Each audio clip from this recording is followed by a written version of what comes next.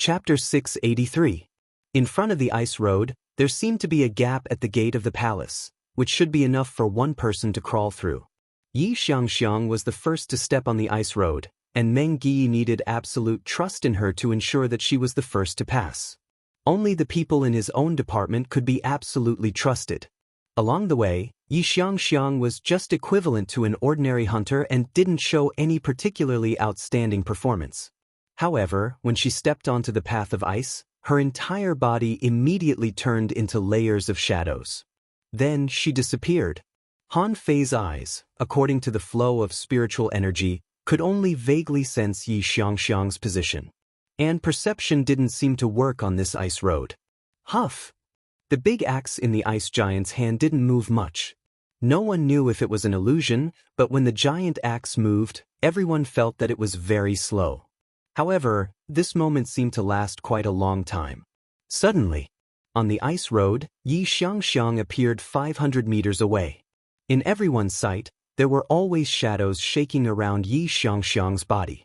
It could be said that it was an afterimage, but it wasn't. She seemed to be able to pass through the afterimages at will. At this moment, Yi Xiangxiang put one hand on the ice, bounced out, and disappeared. And the other ice giant moved. The two big axes struck at the same time, and the breathtaking axe light directly cut out Yi Xiangxiang's shadow. Everyone only saw that Yi Xiangxiang's figure flipped between the giant axes. With the power of the giant axes, she directly bounced to the opposite side.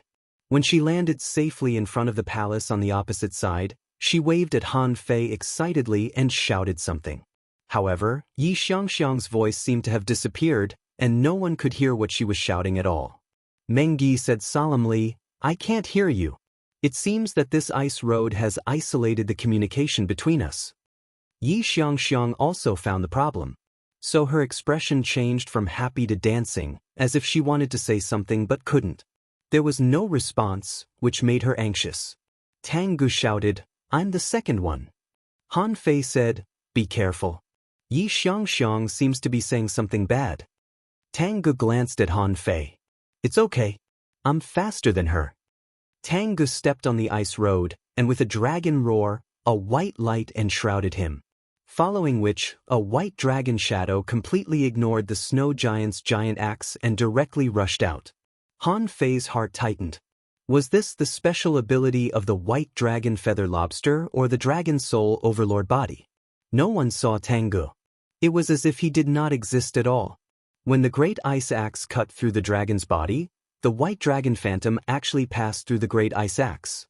In less than half a breath, Tang Gu had appeared in front of the palace. Everyone was stunned by this scene. Someone asked in surprise, "Tang Gu? Where did this person come from? How could he be so fierce?" These people were temporarily transferred, so they were not familiar with each other.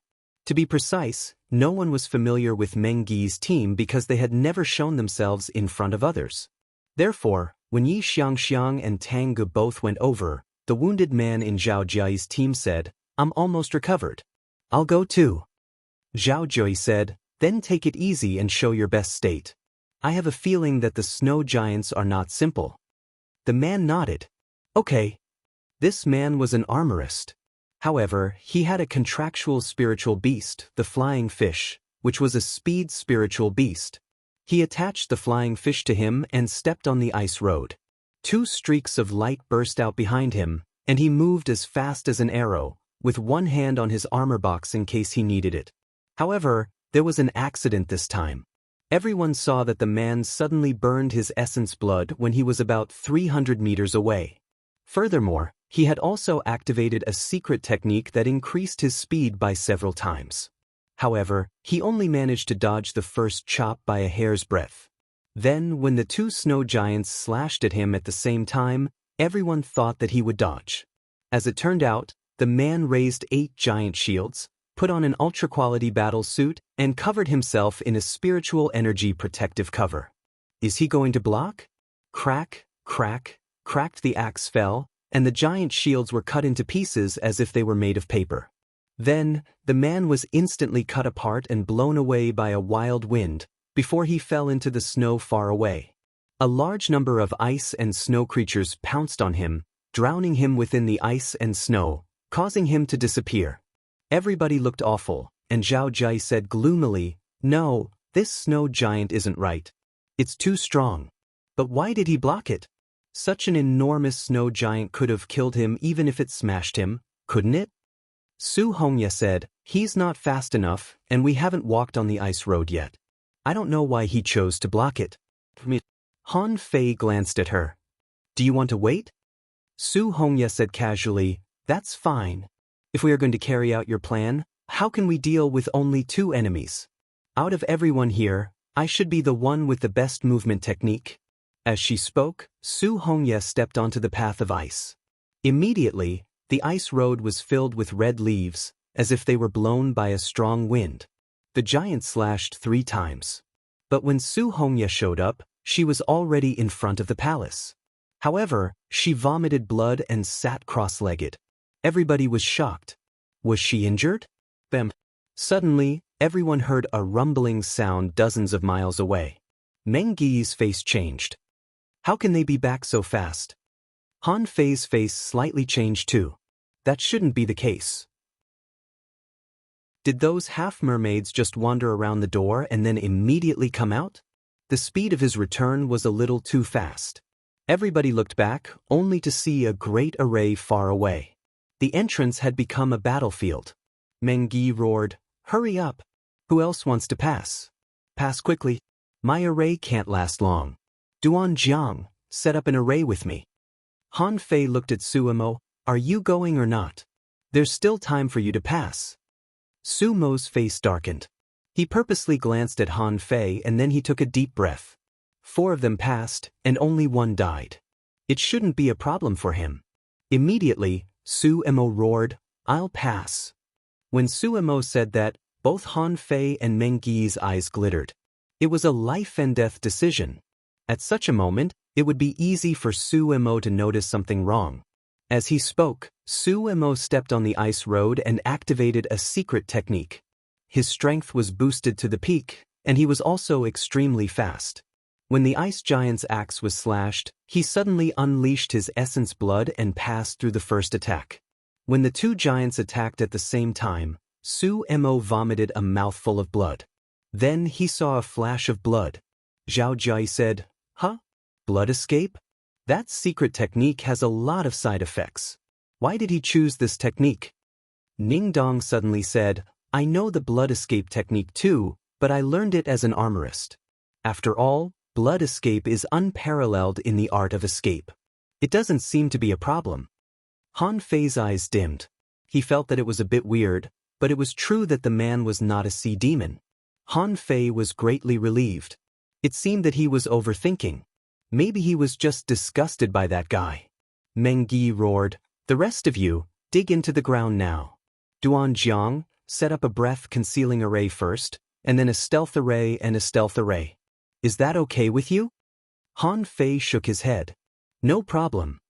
Immediately, Qin Qin, Wang Qing, Gong Yuehan, Zhao Ji and the others all dug into the ground. Han Fei waved his hand, and snow rolled up and covered his feet. He set up a stealth array and a breath-concealing array. He was so fast that even Meng Gi couldn't help but be surprised. After only 50 seconds, only Meng Gi and Han Fei were left on the ground. The 2 of them looked at each other and dug into the ground.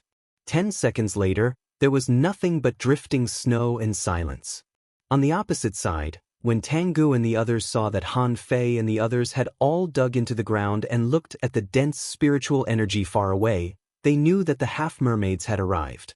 They entered the palace one after another. After about half an hour, a group of half-mermaids arrived.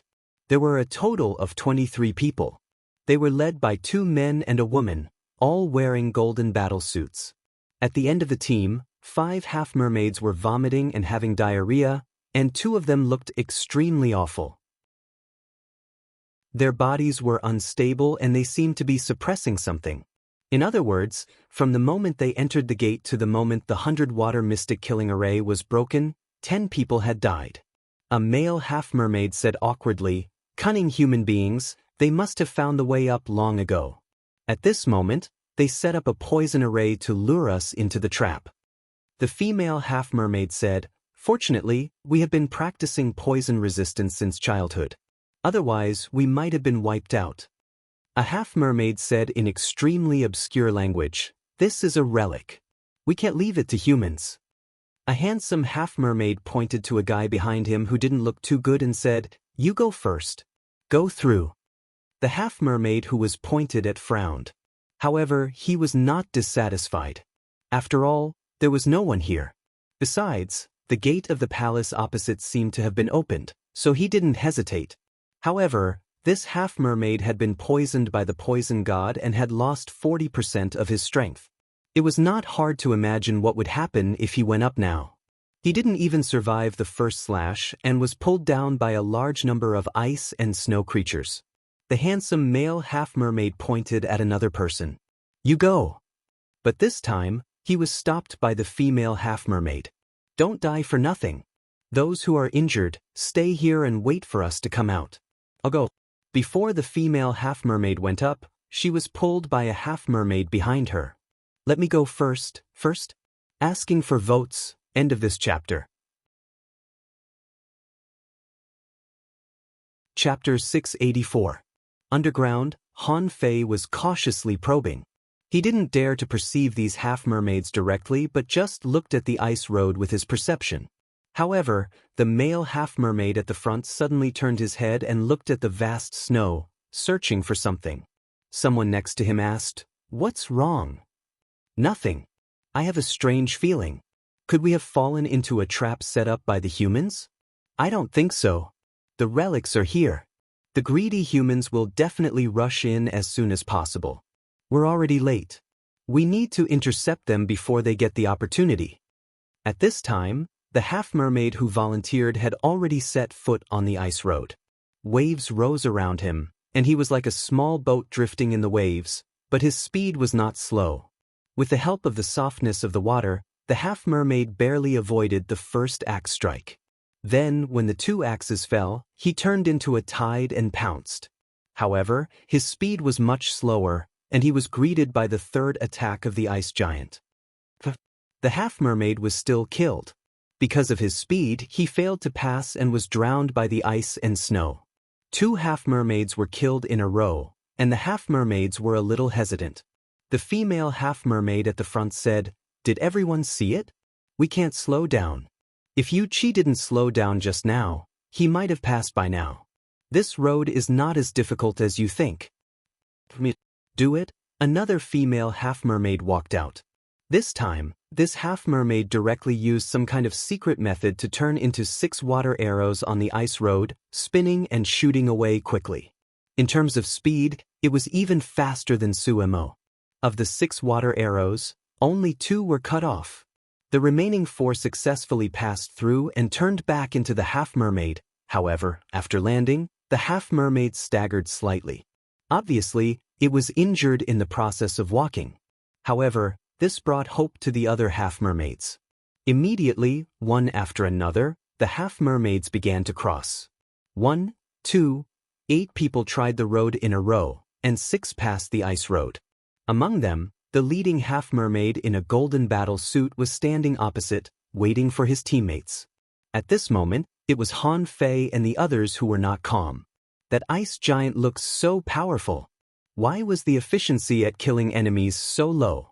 Han Fei suddenly received Meng Gi's voice in his head, "Don't let them pass again.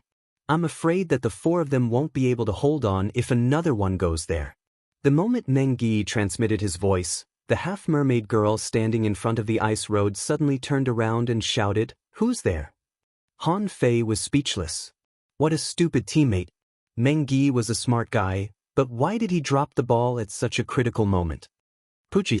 The moment the half-mermaid girl turned around, 2 figures suddenly jumped up from the snow.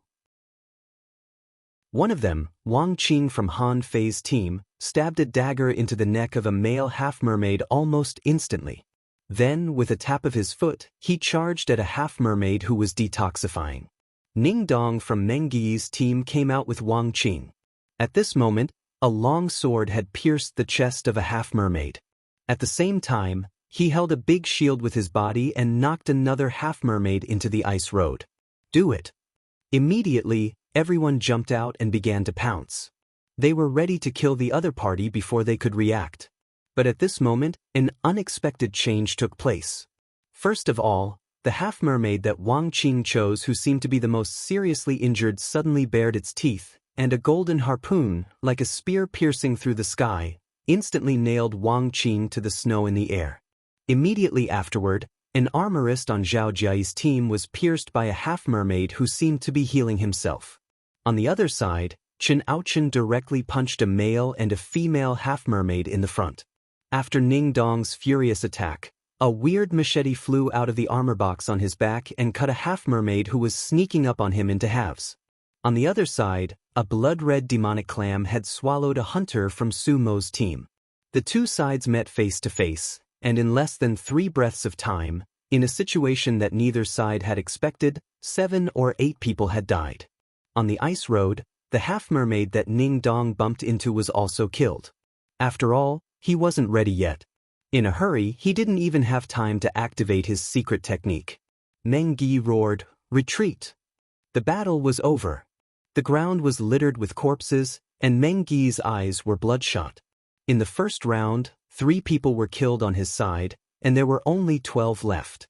On the half-mermaid's side, Ning Dong killed 3 alone, and the others killed 3 together, leaving 9. On the other side of the ice road, several half-mermaids were roaring, but no one could hear them. Han Fei and the others naturally didn't take it seriously. However, at this moment, Tang Gu, Su Hongye, Yi Xiangxiang, and Su Mo charged out. Tang Ji's halberd was extremely domineering, and he killed one of them. However, on the other side of the ice road, Han Fei's expression suddenly changed drastically. Damn it, Han Fei didn't care about that at all. The blue sea wandering dragon bow appeared in his hand, and he shot at the enemy. On the other side, Tang Gu was stunned, and then suddenly a white dragon shadow appeared, and his body flashed like a flash of light.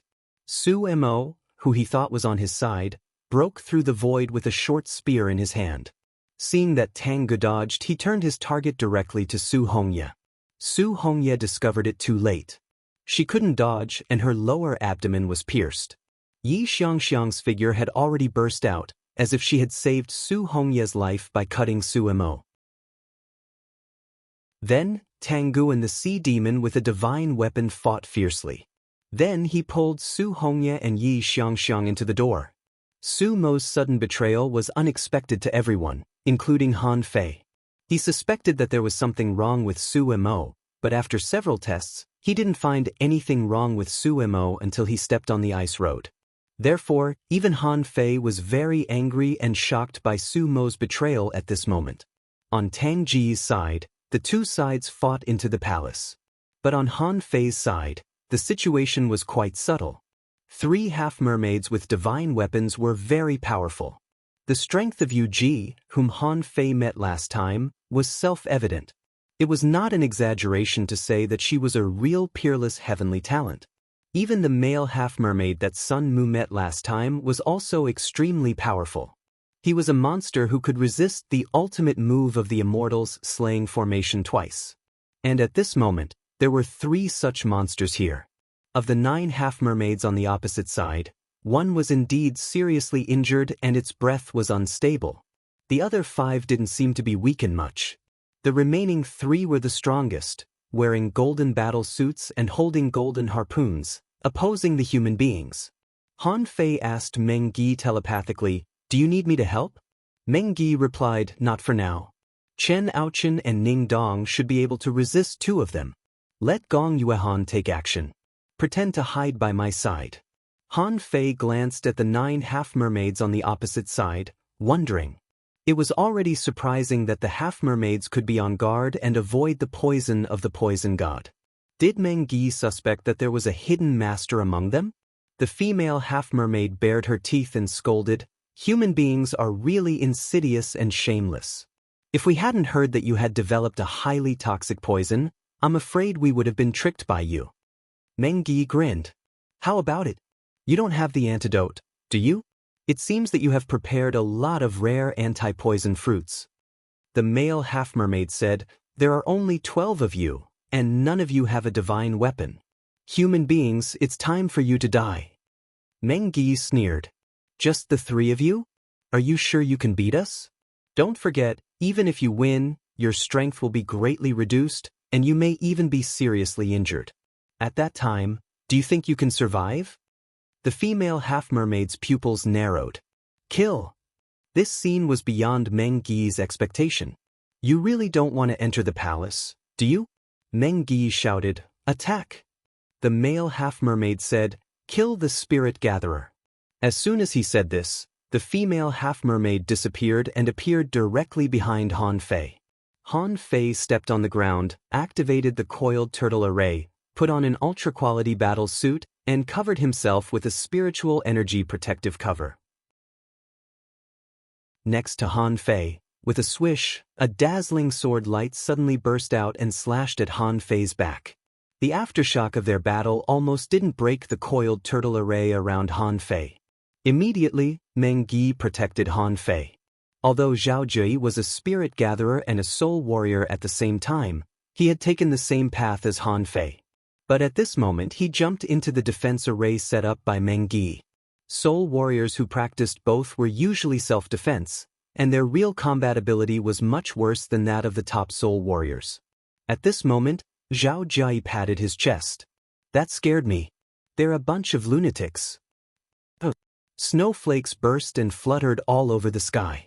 Chen Aochun's fists were as fast as shooting stars, and there was already a blazing fist light on his hands. He and a male half-mermaid in golden armor rushed into the snow. As soon as they entered the surrounding snow, a large number of ice creatures emerged from the ground. As long as they dared to go over, these ice creatures seemed to have the courage to pounce on them. The dense number was like a big fish tide, so none of them dared to fight them. Another male half-mermaid in golden armor fought Ning Dong. Ning Dong opened his armor box and protected himself with a shield. His knives and swords surged like tides, and the two of them were locked in a fierce battle. The others were fighting the other half-mermaids. He saw that Zhao Ji and Han Fei's fingertips had never stopped moving at all. Especially Han Fei, he even secretly cast a stealth array on himself at this moment. In the chaos, a half-mermaid's body suddenly froze in midair, and then it was pierced by a soul warrior's spear. Fortunately, his companion spirit was an octopus, which absorbed the spear. Otherwise, he would have been killed. Not good, kill the enemy's spirit gatherer. He knows sealing techniques. Asking for votes, end of this chapter. Chapter 685. The sealing technique, as the name suggested, was a technique to seal opportunities, space, strength, and so on. The sealing technique that Han Fei knew could also be called the spirit sealing technique. It was unrealistic to seal someone's strength, but it could block the flow of spiritual energy. If he was facing a stronger opponent, it wouldn't be of much use. However, if the opponent wasn't too strong, or even weaker than him, the spirit sealing technique would be of great use. Sometimes, a battle between the strong was over in a flash. As soon as Han Fei used the spirit sealing technique, two half-mermaid heavenly talents were possessed by their associated spirits. One of them raised the snow in the sky and stabbed Han Fei from the ground with weird earth thorns. The other took 3 punches from Chen Aochun head-on, and the golden harpoon in his hand pierced through Meng Yi's defense array like a poisonous dragon drill. Zhao Jie screamed and pounced on the empty space next to him. Zhao Jie was speechless. Spirit gatherers are already hostile enough, and now you've exposed your spirit sealing technique? Why does this guy know the spirit sealing technique? Zhao Jie had wanted to learn the spirit sealing technique before, but in order to learn it, he had to find a way to seize control of the spiritual energy in other people's bodies. That was the most crucial problem with this formation technique. A top master didn't even need the assistance of an array. He could even directly draw the spiritual energy in the enemy's body to seal the enemy's spiritual energy. However, an array master had to forcibly mobilize the spiritual energy around the enemy through an array to affect the flow of the enemy's spiritual energy. This was as difficult as climbing to the sky for a spirit gatherer. But did Han Fei know such an array? Meng Yi was stunned for a moment. Duan Jiang. When Meng Yi shouted, he saw that Han Fei's footsteps were weird. His body was moving forward, but when he stepped on the ground he moved half a foot back. Both attacks brushed past Han Fei dozens of centimeters away. Han Fei changed his footsteps and screamed, "I'm going to die. I'm going to seal." The injured half-mermaid had just landed and was about to retreat. The spiritual energy in his body stagnated again, and then a dagger was stabbed into the back of his neck.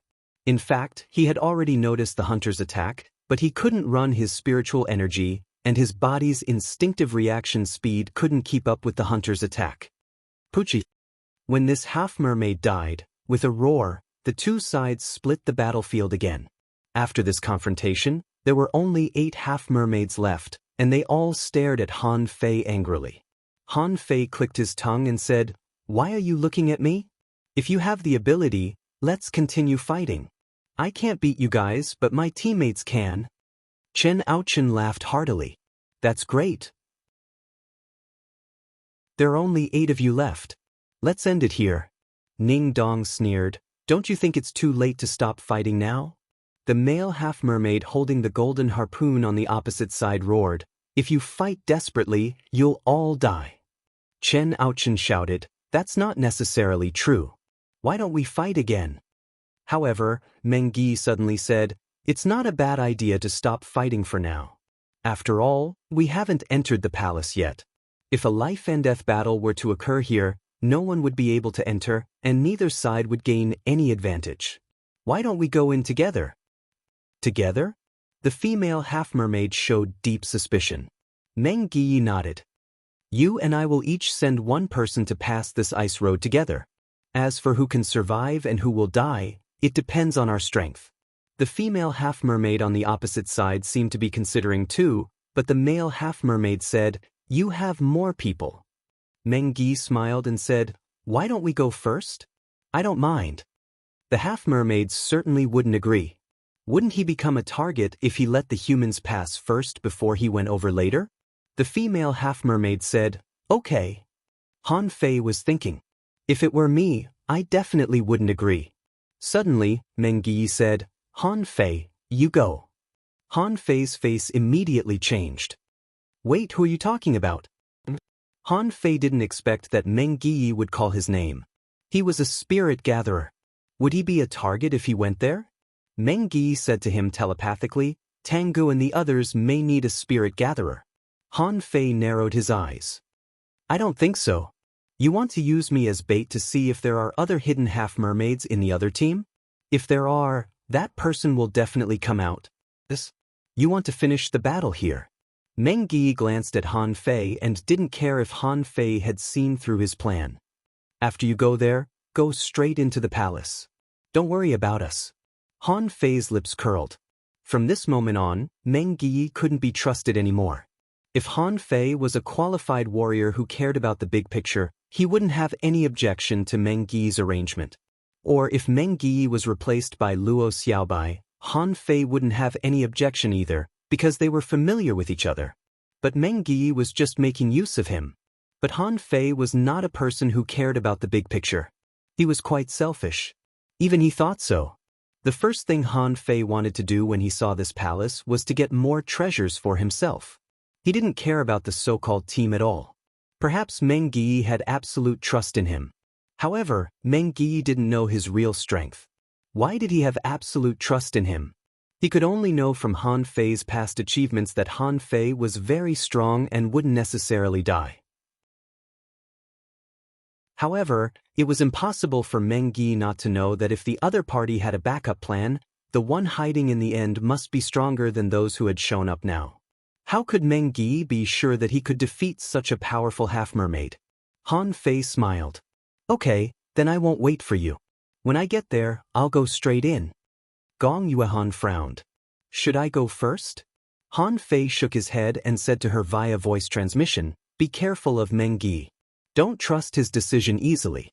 If Han Fei's guess was right, Gong Yuehan and he were still non-staff members in the eyes of Meng Yi and the others. Since they were non-staff members, they could be sacrificed. At this time, he reminded Gong Yuehan. If something happened, he might be able to make an ally. Why not? When the half-mermaid heard that Meng Yi asked Han Fei to go first, she seemed slightly surprised, but didn't react much.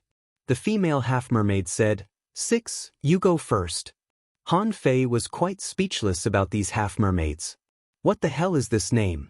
Did they change their name from Fish-E to Fish Dozens? That's too uncultured. The one who came out was a half-mermaid who looked relatively ordinary.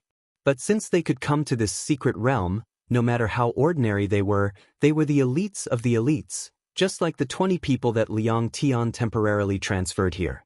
Every single one of them was extremely skilled. Otherwise, they would have been killed by now.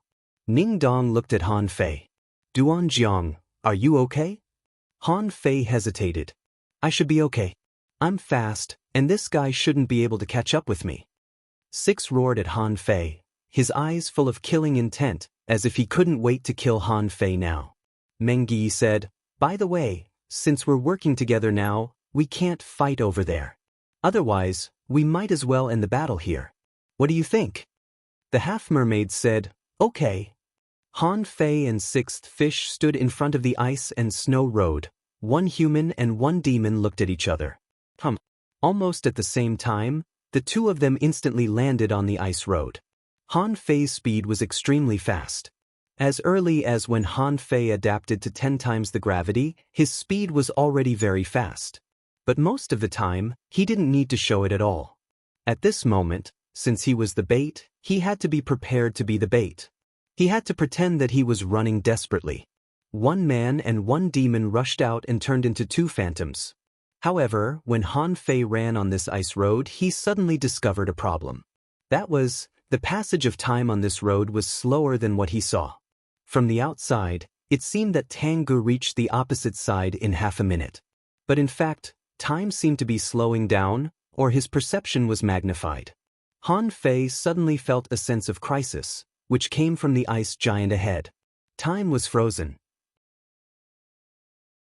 Although the two were running at extreme speed, they both felt that they had been locked by the axe light.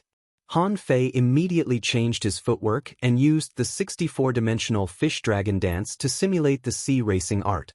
His speed suddenly increased several times again. On this side of the road, both the humans and the sea demons were puzzled when they saw Han Fei suddenly speeding up like a flash of light. Is this the speed that a spirit gatherer should have? But now, Han Fei couldn't care less about what others thought. His expression was solemn. The axe light came too fast. Although the speed was extremely fast, it was not flexible enough and he couldn't change his footwork at will. Hula. As the first axe light fell, Han Fei's footwork had changed, simulating Xia Xiaochan's roaming technique. His whole body was practically sticking to the ice surface as he passed through the light from the axe. At the same time, Han Fei was distracted and his eyes fell on Six, only to find that the other party had been cut in half, and after the axe light passed by, the two halves became one again. Fuck, what's going on? Asking for votes, end of this chapter.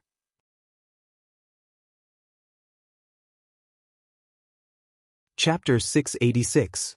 At this moment, they had crossed less than half of the ice road. Han Fei and Sixth Fish were like two racing cars on the track, crazily showing off their skills. Two axe lights appeared again. Suddenly, Sixth Fish's momentum changed, and thousands of spider silks instantly shot towards Han Fei. Son of a bitch, I knew that half-mermaids were very shrewd. I should have known that the half-mermaid wanted to kill me when he asked me for that book last time. At this moment, Han Fei was also prepared. At the moment when the spider silks shot over, a wall of water blocked between the two. Sixth Fish sneered. He didn't seem to think that Han Fei could block his spider silks just through the water wall.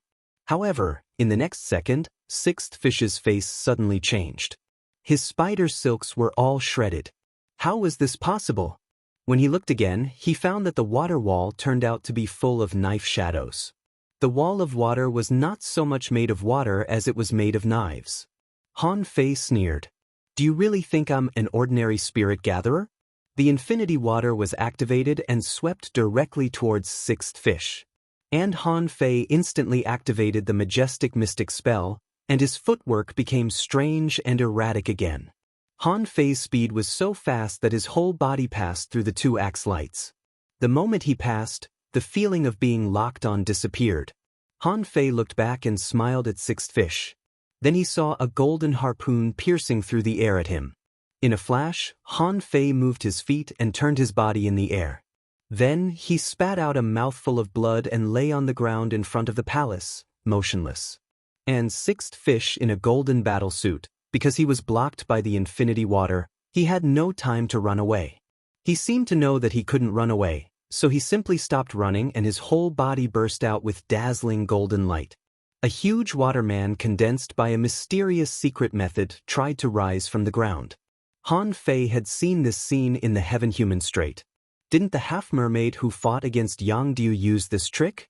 However, before this huge waterman rose, there were signs of collapse.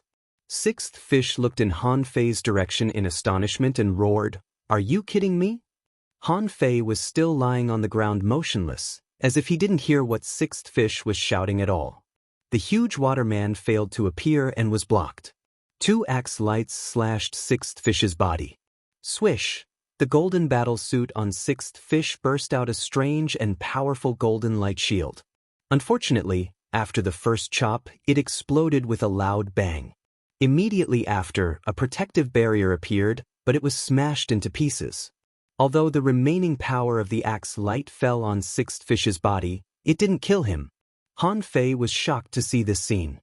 It turned out that although the snow giant looked huge and powerful, it wasn't as powerful as he had imagined. However, if two axes didn't kill you, wouldn't another two axes be enough? The infinity water did not withdraw, but it seemed to be collapsing in the eyes of others. In particular, Sixth suddenly spat out a mouthful of dirty stuff. His face was ashen. There was poison in the water? Although all the half-mermaids who came this time were prepared to resist the poison in advance. However, no one would have thought that they would be poisoned all the time. In the previous poison formation, under the protection of the 5 heavenly talents, they didn't manage to poison many people. However, this time, they were completely surrounded by the poisonous water, and it was impossible for them not to be poisoned. Sea demons were not omnipotent and couldn't resist all poisons. They were no different from humans. Seeing the two axe lights coming at him again, Sixth Fish chose to look back, as if to remind them that Han Fei had been pretending all the way. However, after he turned his head, he found that a fight had started behind him. Although someone was paying attention to him and he shouted, it didn't help. Clang! Sixth Fish was shattered by an axe. Without so many trump cards and only relying on the divine battle suit, although he was not cut in half, Sixth's body was shattered. However, how could Han Fei believe that Sixth Fish was dead so easily? This person was probably at the same level as Yuji, or even stronger. Han Fei still had the immortal seal. He didn't believe that a half-mermaid heavenly talent of this level didn't have an immortal seal. After all, the half-mermaid wrapped in the golden battle suit died too quickly. As a result, Han Fei felt a fluctuation in the air as if something was about to appear. Immediately, Han Fei's eyebrows flashed. Little Black, bite him. Han Fei didn't know if the person who was about to appear was Sixth Fish. Was this the resurrection effect of the immortal seal? Until now, he had never seen it before. On the other side of the ice road, the half-mermaids were all roaring. They were all stunned. How is this possible? Why did they use the immortal seal? Shen Aochen roared, "Humph! Damn half-mermaid, how dare you play tricks? Do you really think we are afraid of you?" In the air, Sixth Fish had just appeared. Before he ran, he felt a piercing pain behind him.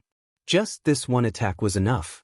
Little Black had re-merged into Han Fei's eyebrows. And Sixth Fish, looking at the axe light falling from the sky in horror, bared his teeth and roared. "No!" A terrifying spear of light burst out of Sixth Fish's body, and the terrifying power made Han Fei's pupils shrink. This power actually blasted towards the ice giant axe. Han Fei couldn't help but be dumbfounded. This should be the hammer blow, right? You've got a lot of tricks up your sleeves. However, this terrifying spear failed to smash the giant axe, only blocking one of the giant axes, and the other one had already been chopped down. Puff, a half-mermaid genius, died just like that. He had used all his trump cards, but he still couldn't escape the fate of death. Han Fei continued to lie on the ground. It had nothing to do with him at all. Even if the other side was all killed, he wouldn't care. Besides, Chen Aochen, Meng Yi, and Ning Dong were all selected to enter the Scattered Stars first unit. Just now, Ning Dong alone killed 3 half-mermaids in one blow. Even if it was a sneak attack, Han Fei couldn't help but be surprised by his strength. Han Fei was tilting his head when he suddenly saw the golden harpoon of the half-mermaid stabbed not far away from him. Immediately, Han Fei moved it to his side. Now everything was ready and he was just waiting for people to come. As for the inside, Han Fei was not in a hurry to enter.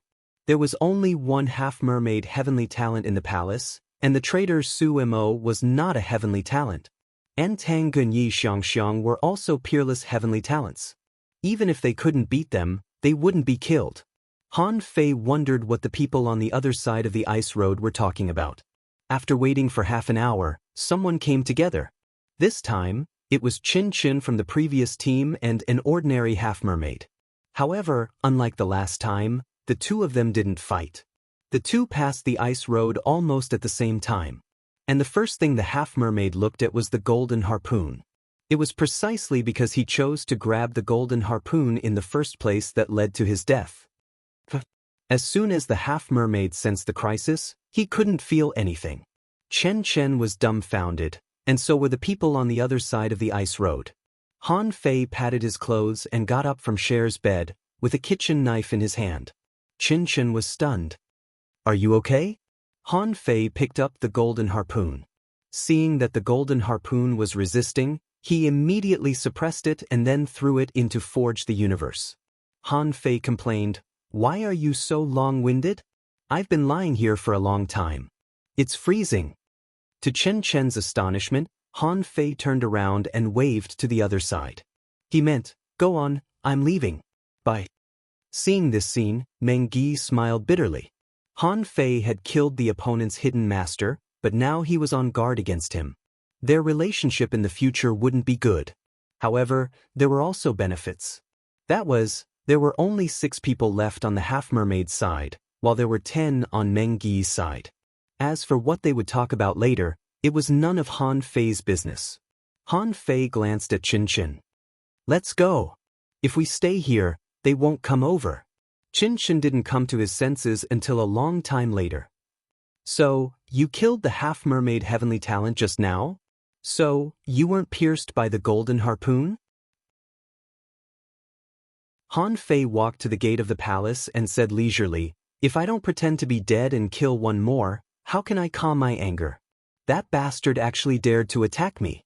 Did I give him face?" Chin Chin was speechless.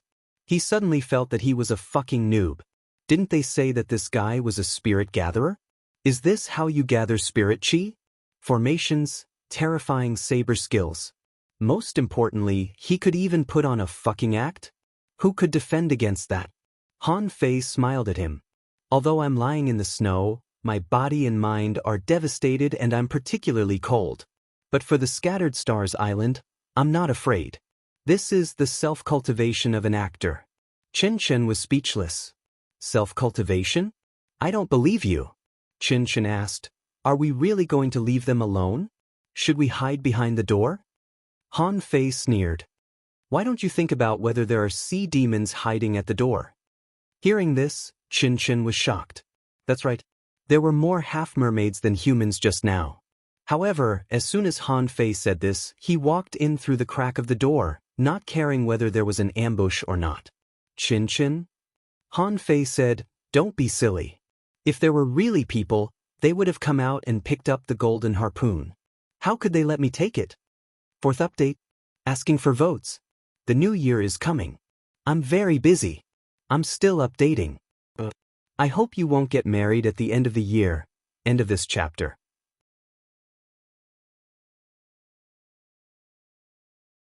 Chapter 687. Sure enough, when Han Fei and Chin Chin entered the palace, it was a dreamy blue as if made of ice. However, upon a closer look, it was a kind of jade-colored bluestone. Above their heads, there seemed to be stars shining.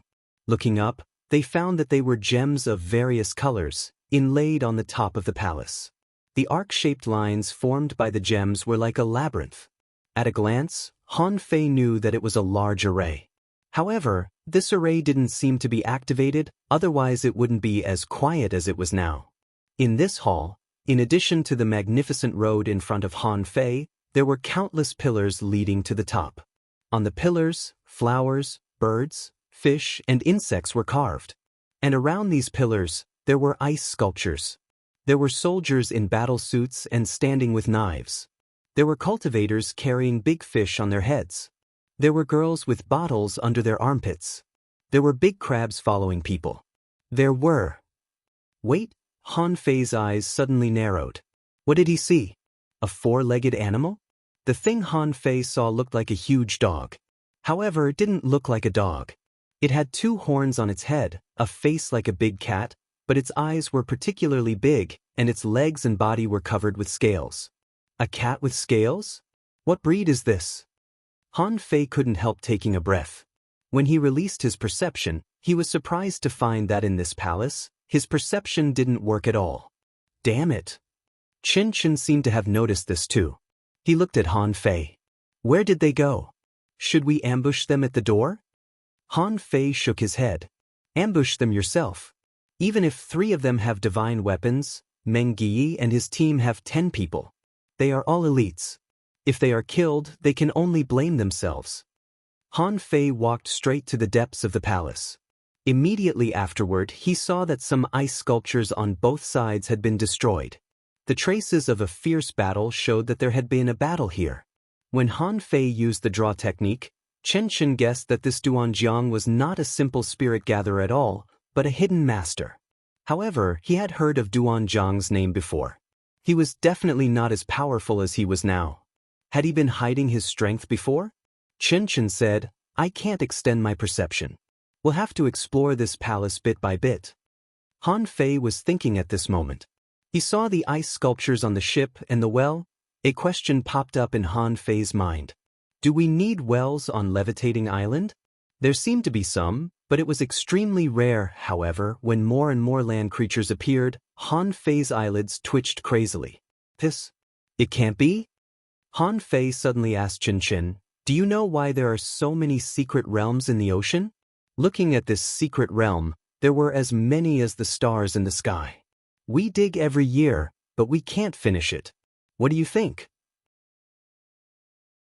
Chen Chen was taken aback, then smiled and said, what's the big deal? Just like how there were countless creatures in the ocean, this must be a mystic realm left behind by a powerful cultivator. Otherwise, how could there be so many treasures in these mystic realms? Han Fei frowned. He felt something was wrong. Before the appearance of terrestrial creatures, it was nothing much. But now, the ice sculpture was right in front of him. Obviously, the thing that looked like a deer couldn't have lived at the bottom of the sea, right? And the big bear that looked like King Kong, why did you tell me that there was such a thing at the bottom of the sea? However, Chen Chen didn't know it, so he didn't understand what Han Fei was confused about. He was just curious about these sculptures. But Han Fei was different. Although the species of creatures were different, he could at least see the difference between land creatures and sea creatures. Immediately, 2 speculations came to Han Fei's mind.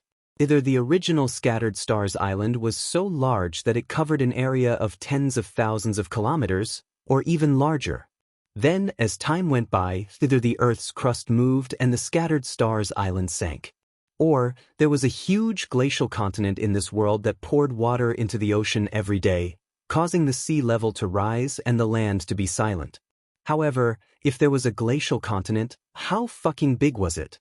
Just a level 3 fishery alone spanned hundreds of thousands of kilometers. The Scattered Stars Island was even further away. It was said that further away, there was an extremely chaotic endless ocean. What kind of glacial continent could support all this? Han Fei felt that he couldn't think. However, there was one thing he could be sure of. This place was simply submerged. No matter why it was submerged. At least countless years ago, there was land here, and there were land creatures. Thinking of this, Han Fei couldn't help but think of the floating island. Why did people live in the sky? What was the origin of the floating stone? Was there a larger land in this sea? Were there still people living there? A series of questions were stuffed into Han Fei's mind. He found that there were too many mysteries in this world waiting to be unraveled.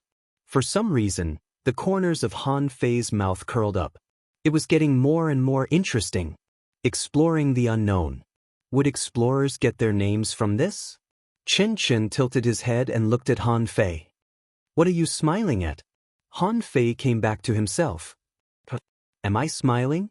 Chen Chen narrowed his eyes, feeling that something was wrong with Han Fei. This person seemed to be strange, so he had to be careful. Han Fei said casually, "Oh, nothing. I just feel that this world is quite interesting." Suddenly, a strong light came from the front, and there was a faint whistling sound. Han Fei and Chen Chen looked at each other and hurriedly rushed forward. There seemed to be a battle there. As they ran, the blazing light disappeared and was replaced by a dazzling light in another direction, on another road. Han Fei's expression changed slightly. Tang Gu was a straightforward person. He would probably go straight to the secret realm, so he should go straight to the front. Han Fei said, "Let's split up. You go to the side, and I'll go to the front." Chen Chen had always been wary of Han Fei and was thinking of an excuse to separate from Han Fei. Otherwise, if they encountered some treasures and fought again, he might not be a match for Han Fei. The two ran in two directions without hesitation. He had to admit that this palace was really big. In the front hall, there were ice sculptures everywhere, like a fucking large ice sculpture museum. Han Fei ran forward for more than 5,000 meters and didn't look at these ice sculptures again. After all, they were useless. When Han Fei ran to another huge gate, he found that this was a huge dark blue stone gate. The height of the stone gate was more than 800 meters high. If a human stood in front of such a huge gate, not to mention pushing it, even if Han Fei had 10 times his strength, he might not be able to push it open. At this moment, Han Fei was dumbfounded. This gate seemed to be closed. But if it was closed, where did the strong light just come from? Han Fei tried to push it, only to find that it didn't open. However, Han Fei found that there were neither patterns of flowers, birds, fish, or insects on the gate, nor any fancy patterns. There were lines on the gate, some straight, some curved. Attach. Behind Han Fei, the golden and red wings spread, and he followed him and flew straight into the sky. He always felt that there seemed to be something wrong with this gate. Unexpectedly, when Han Fei surveyed the whole gate in midair, a picture composed of many lines appeared in the vision of the eyes of true vision. Han Fei's heart suddenly raced. This picture? Is it a visualization picture? Han Fei immediately took a breath. Everyone was trying to find treasures. Who would have thought that there would be so many treasures? Whose treasure was 700 or 800 meters high? 200 or 300 meters wide? If he hadn't been able to fly, if he hadn't felt that the lines were weird, if he hadn't often memorized the God-scaring painting, Han Fei wouldn't have thought of flying up to see the full picture of this gate. But after seeing the full picture, Han Fei didn't immediately memorize it.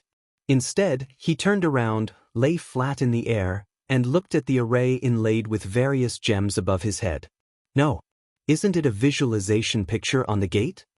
Han Fei looked back again, only to find that if he looked at the door as a map of arrays, it seemed to make sense. Then the question was, if it was an array, why did it look like a visualization picture?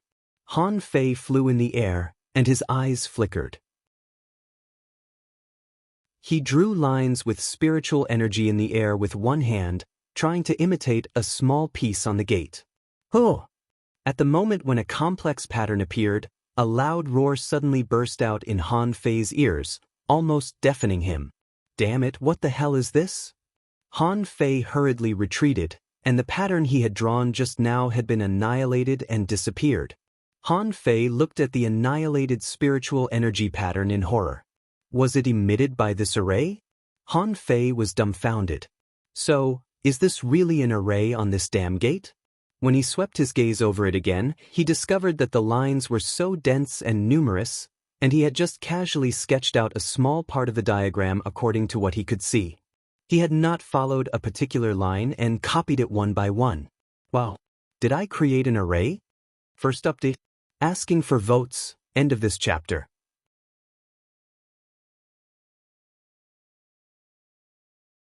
Chapter 688.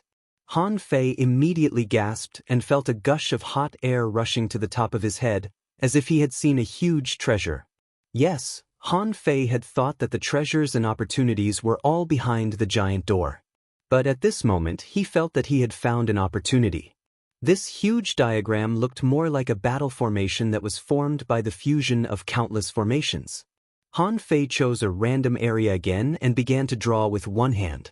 When the complicated lines finally closed, a gust of wind suddenly burst out. Han Fei was overjoyed, but then his smile faded and he quickly looked around. Then he flew in a circle. Making sure that no one was here, he hung himself on a pillar and began to memorize. Unlike the God-scaring painting, this painting was not difficult to memorize. However, there were too many lines on it.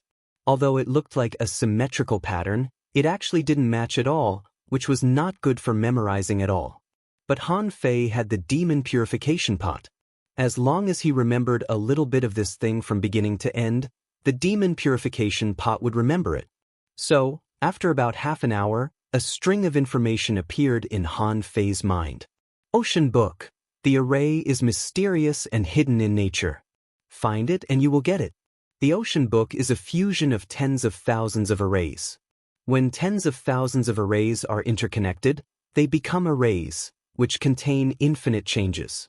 If you can forget the array map, you will achieve initial success in arrays. Drawback: drawing arrays from the map is not the essence of the Ocean Book. Deduction: unable to deduce, hiss. Han Fei heaved a sigh of relief. Ocean Book? Isn't this line a formation? Isn't this too exaggerated? Isn't this giant door equivalent to a patchwork of countless arrays? Furthermore, the lines could actually be connected to each other, and from there, a new formation could be created. Is this more advanced than the spirit-gathering scripture? Han Fei was very sure. Although the spirit-gathering scripture had many independent arrays, it was incomparable to this Ocean Book. This was a picture formed by countless arrays. Although he didn't know which arrays were inside. However, if he studied this kind of array every day, over time, it would be of great benefit to the integration of arrays. As for why it was unrated, that was easy to understand. This was because this was not a formation scripture. It was a diagram that had been created.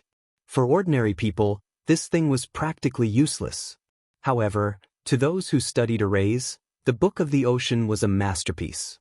It was even better than heavenly weapons. Suddenly, a strong light burst out from a certain part of the door, and Han Fei hurried to rush over. However, halfway there, an inexplicable suction force appeared. When the white light faded away, he found himself inside a circular building that spanned 100 meters, about the size of half a football field. The ceiling was no longer more than 800 meters high. Instead, it was only 50 meters high. There were no gemstones inlaid on the ceiling, and the surrounding walls were made of green-blue stones. Overall, it looked like an igloo. The ground was made of ordinary limestone, but there were many cracks on it, and there was nothing around. The only difference was that on this round arched bluestone wall, there were as many as 12 iron fences of various sizes. It can't be! Han Fei had a bad feeling in his heart. Why did this place give him the feeling that it was a coliseum? Yes, it couldn't even be called an arena, but more like a coliseum. Except for the lack of audience seats, this thing was like a small ancient Roman coliseum. Oh! Han Fei was speechless. Seriously? This is a relic from God knows how many years ago. There can't be any living creatures here, right? Crack. Han Fei saw that an iron fence was slowly rising, and the ground was thudding. Every time it rang, Han Fei's eyelids twitched. Damn it! When Han Fei saw a burly figure more than 10 meters tall appearing in the Colosseum, the corner of his mouth couldn't help but twitch. The bear? Han Fei was speechless. This bear was not a living creature, but an ice bear, covered with a lot of snow. Its eyes glowed blue, and it was roaring at Han Fei at this moment. Han Fei landed on the ground, dispelled Little Gold's possession, and then crooked his finger at the ice bear. Are there any living people here? Why did you send me a lump of ice? As soon as Han Fei shouted, The giant ice bear roared, got on all fours, and rushed at Han Fei. Ordinary people wouldn't be surprised if they had never seen a creature like a bear, but Han Fei knew that the bear was not fast. The bear's speed wasn't fast, and its fighting style was either biting or fighting with its upper body. Obviously, it didn't need to stand up at all for a small creature like Han Fei. It was on all fours and needed to slap with its claws to attack Han Fei. Bam! The ground was cracked by the bear's slap. Han Fei tapped his feet and dodged it without even moving his hands. Immediately afterward, a big mouth came at Han Fei. Han Fei dodged again, and at the same time, avoided the impact of the giant ice bear. It's so good at imitating whether it's movement or posture. Is there really no one here? We're all cultivators. It's not fun to show this to me. Suddenly, Han Fei's expression changed slightly. He saw a huge paw print, slapping down from the sky. It has combat skills, can use spiritual energy to attack, and knows how to control spiritual energy? Han Fei's fist glowed with golden light. He immediately punched out, and a huge force collided. Han Fei took a step back so that the power of the paw was neutralized. Of course, the paw was also shattered by Han Fei. No, this is a bear. Its characteristics should be the same. The giant ice bear roared, and the sound waves rolled in all directions. Han Fei felt a slight tingling in his head and said in astonishment, "Soul attack?"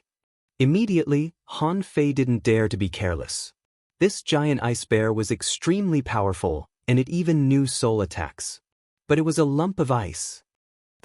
When the giant bear pounced again, its whole body stood up and was about to hammer Han Fei with its fists. Han Fei roared and suddenly a big fish appeared in his hand, a fat hengong fish. The giant ice bear suddenly froze. The whole bear stood there, staring at the big fish with its blue eyes. Han Fei narrowed his eyes and threw the hengong fish in front of it.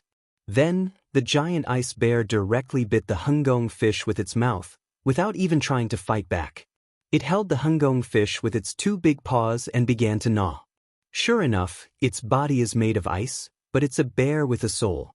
Han Fei secretly sighed. He didn't have honey here, or he could try it. Han Fei shouted at the void, "Hey! So, is this palace actually a coliseum? This bear should have been dead for countless years, but its soul is still there. The soul is still there. It doesn't seem to be dead. Can't you give me an explanation?" After waiting for a long time, there was no response. Han Fei wondered, is there really no one here? The giant ice bear was crazily gnawing the hengong fish, but as it was gnawing, he heard a cracking sound.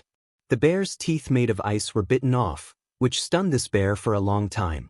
After a while, it continued to gnaw, and with a cracking sound, its tongue fell off. Without a tongue, it would be very strange for any creature, as if it couldn't enjoy delicious food. So the giant ice bear began to get irritable. Its two big paws began to pound the ground frantically, and then it stared at Han Fei. Han Fei sighed slightly. It seems that no one cares about you. Forget it, it's better to die than to live like this.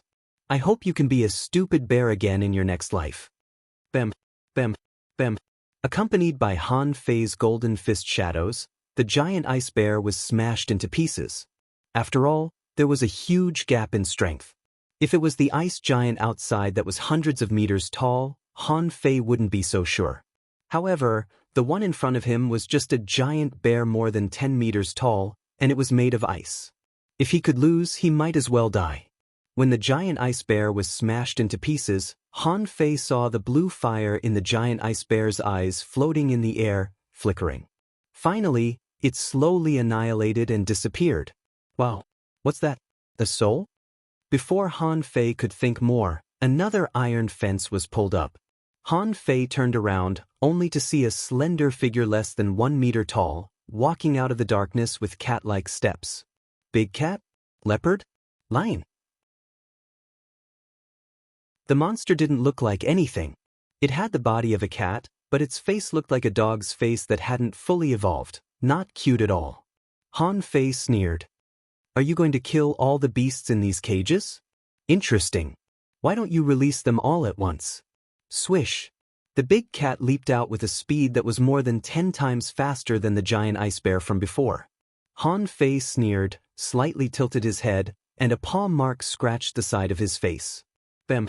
Smashing the big cat with a punch, Han Fei sneered. I'd like to see what's playing tricks on me.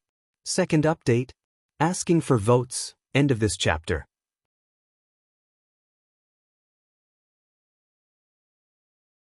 Chapter 689.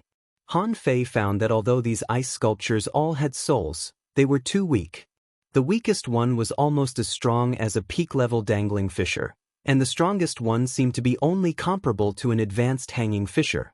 But this still shocked Han Fei. It had been hundreds of millions of years.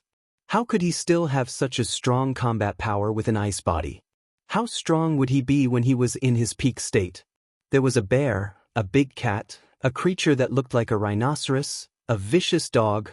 Almost none of the creatures could resist Han Fei. When the 12 iron fences were swept away by Han Fei, a crack suddenly appeared above his head. Without hesitation, Han Fei jumped up directly. Just at the moment when Han Fei jumped up, a cold light was pointed at the center of Han Fei's eyebrows. Han Fei's face changed drastically. He raised his head, stepped on the ground, and activated the 6 spirit armor. At the same time, an ultra-quality battle suit appeared on his body and a spiritual energy protective cover appeared. Gotcha! The 6 spirit armor was broken, and the spiritual energy protective cover was broken. However, it bought Han Fei some time. Han Fei suddenly slapped the water-dividing seal in his hand. With a clang sound, a white shadow flew out. At this moment, Han Fei saw that it turned out to be an Iceman, a man completely made of ice. Like the previous creatures, this Iceman had 2 balls of blue light in his eyes and was holding 2 icicles in his hands. He was obviously a hunter. And he was definitely not weak. At that moment, if it weren't for Han Fei's quick reaction, he would have been killed at this moment. In terms of speed alone, the opponent's strength was almost comparable to Xia Xiaochan's before she came to the Scattered Stars Island. Han Fei immediately narrowed his eyes. Hey! If your soul is still here, you should be able to understand what I'm saying. Why don't we make a deal? Tell me, which era are you from? How long has this palace existed? Was this ocean once a land? Swish! Before Han Fei finished his words, the hunter came at him again, and this time he was even faster than before. Because it was an ice man, theoretically, this person should have many combat skills that he couldn't use. This restricted him. So when he attacked, although his speed was very fast, he didn't use any special combat skills.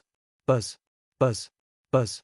Immediately, one icicle after another shot at Han Fei from all directions. This seems to be the only combat skill this Iceman can use. Han Fei sneered and stood still, letting the icicles fall on him.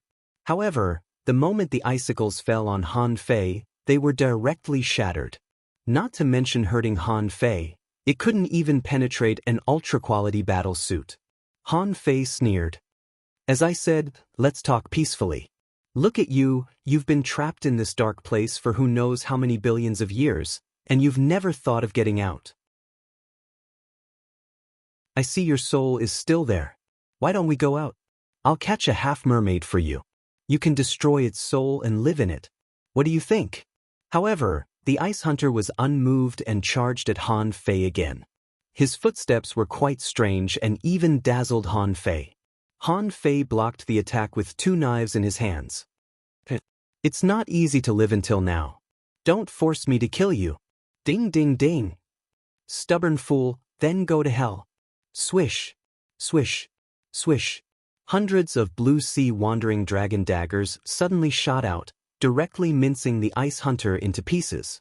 Han Fei kicked the broken ice on the ground and spat. I'm talking to you nicely, but you don't listen. Look at your current appearance. You're just an ice sculpture. Do you think you're still a human?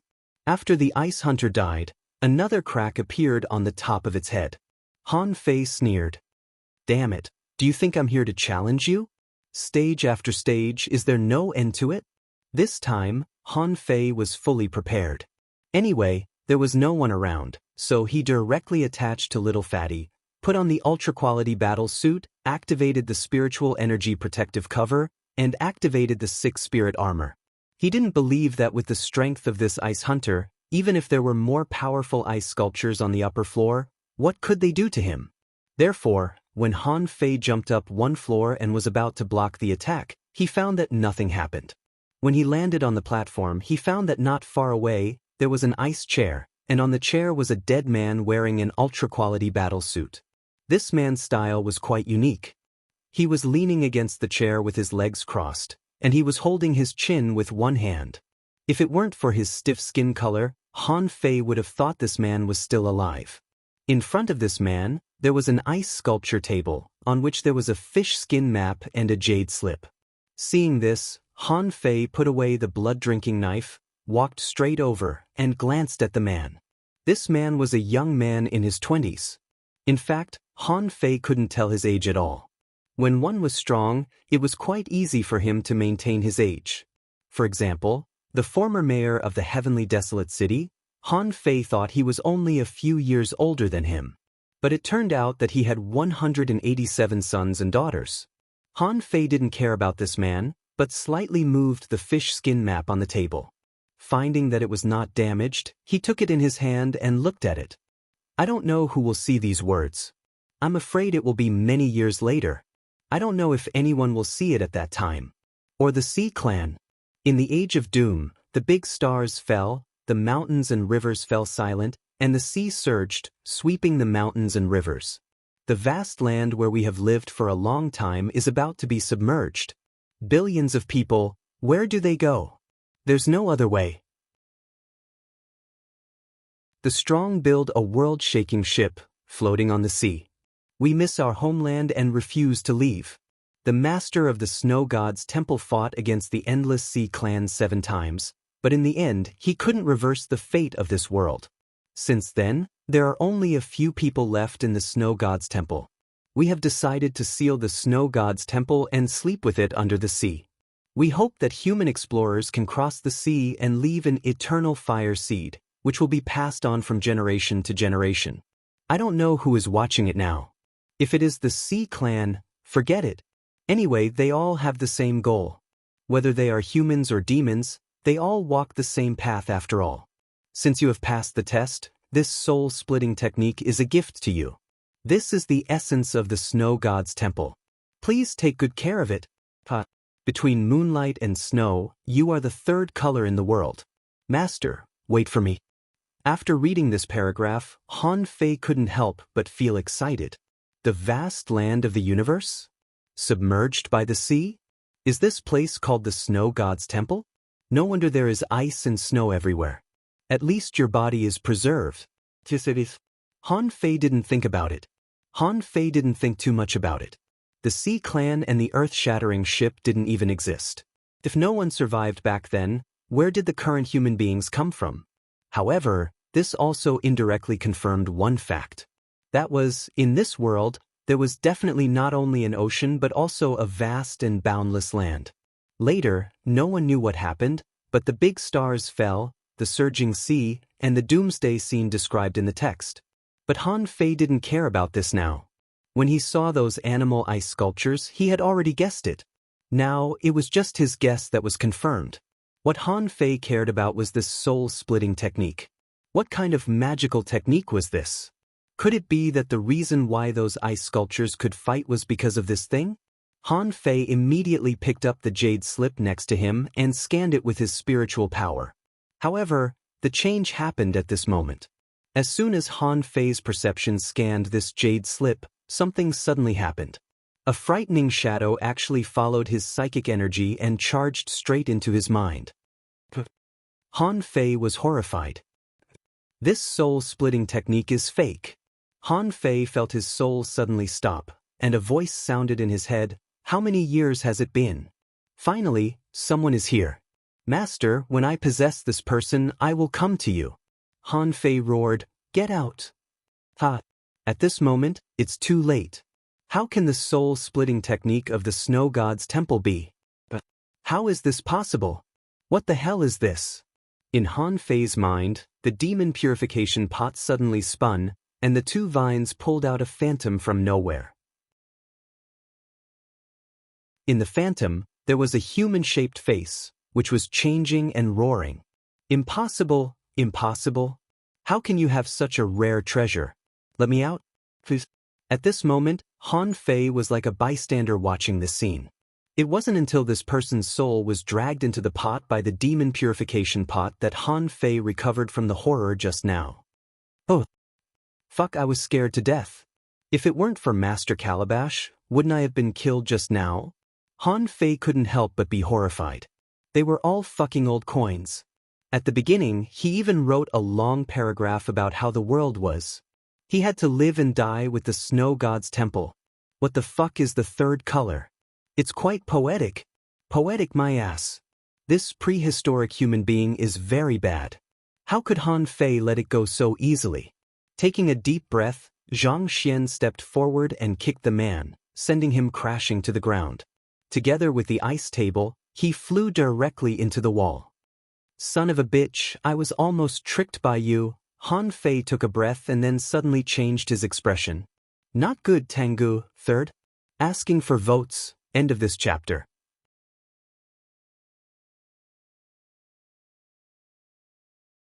Chapter 690. Han Fei raised his head to see if there was a door above. This time, the door above was gone, but there was an array on the wall of this room. At this time, Han Fei grabbed the ice table and threw it at the array. As a result, the entire table disappeared with this throw. Sure enough.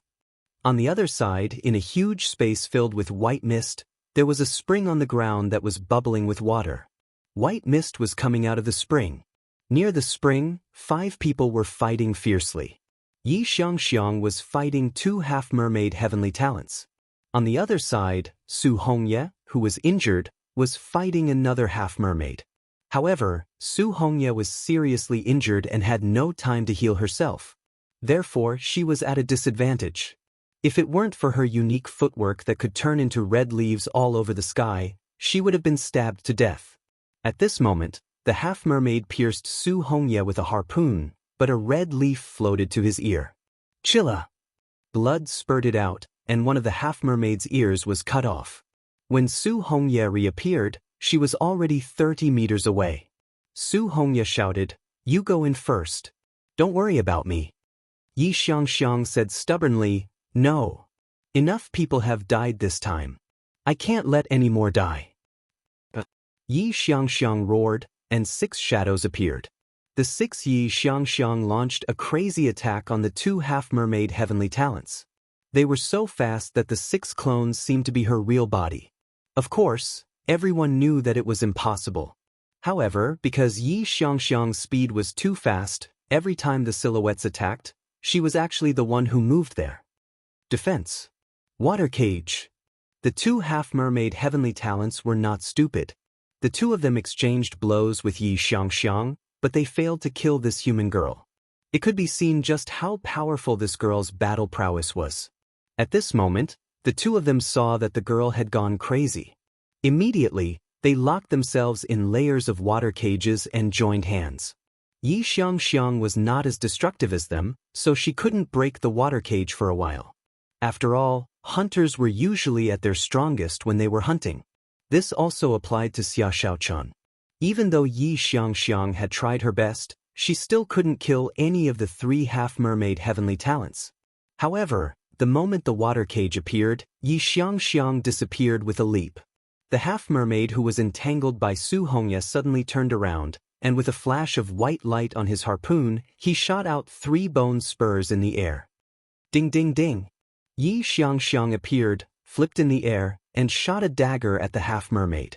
However, after she shot out the dagger, she originally wanted to make another attack, but she saw that her spiritual aura suddenly became empty. Su Hongye's expression changed greatly. Not good. Retreat. The sky was filled with red leaves, and the entire space was filled with killing intent.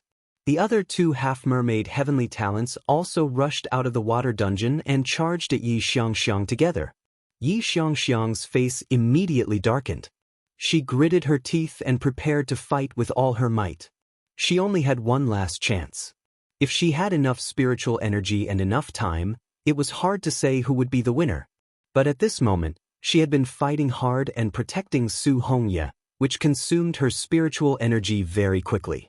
Although a spiritual fruit had been stuffed into her mouth, it couldn't replenish spiritual energy as fast as a spirit gatherer's. "Humph, you forced me." Star. Just when Yi Xiangxiang was about to fight with all her might, a table suddenly appeared in midair, which stunned everyone. Wasn't this a joke? They were having a good fight here, and a table came over to join in the fun? Who is it? Immediately, a half-mermaid threw a spear in the direction of the table. The spear was full of spiritual energy, and it could definitely kill an intermediate hanging fisher with a single blow. However, clang. Which son of a bitch stabbed me? Han Fei's face was dark. He really didn't expect this. Who the hell knew that he would suffer such a blow as soon as he jumped out of the door? Fortunately, the spear stabbed him in the stomach.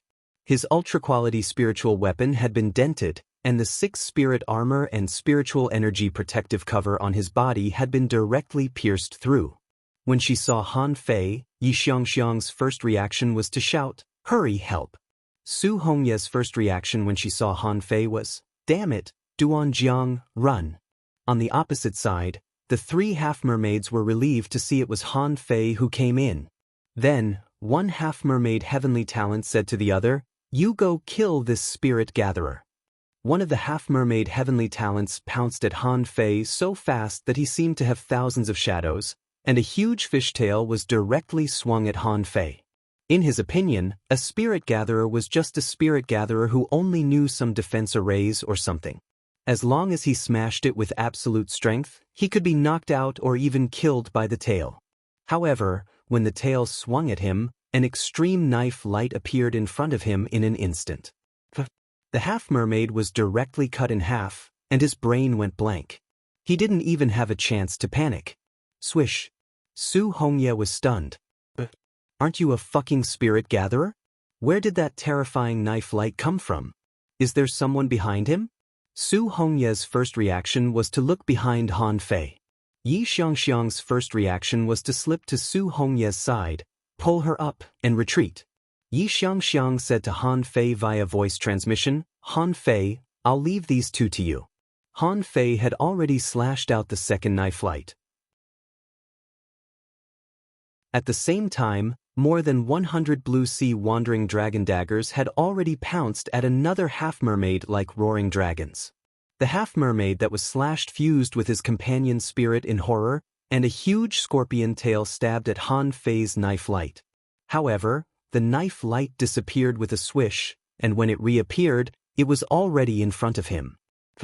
A barrier was suddenly propped up and was annihilated almost at the same time as the draw technique. Han Fei sneered. "Amulet?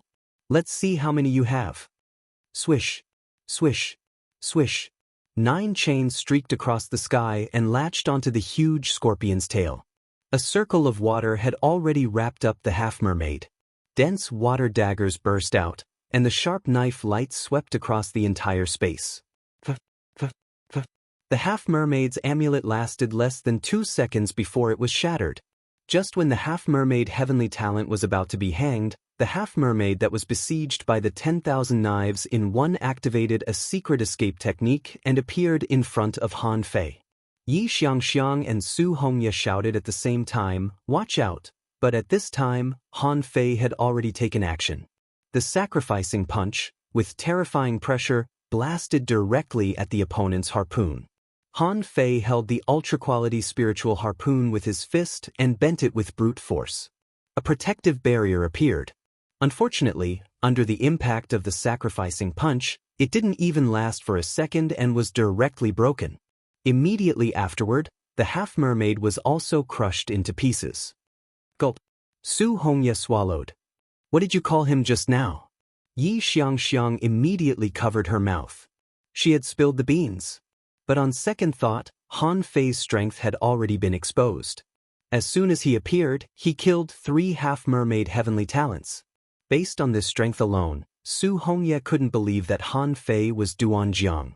Han Fei came to the 2 of them, sprinkled the light of the divine healing technique, and poured spiritual energy directly into their bodies.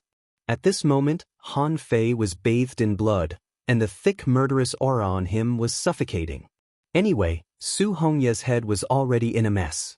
A spirit gatherer, who she thought needed protection at all times, killed 3 half-mermaid heavenly talents easily.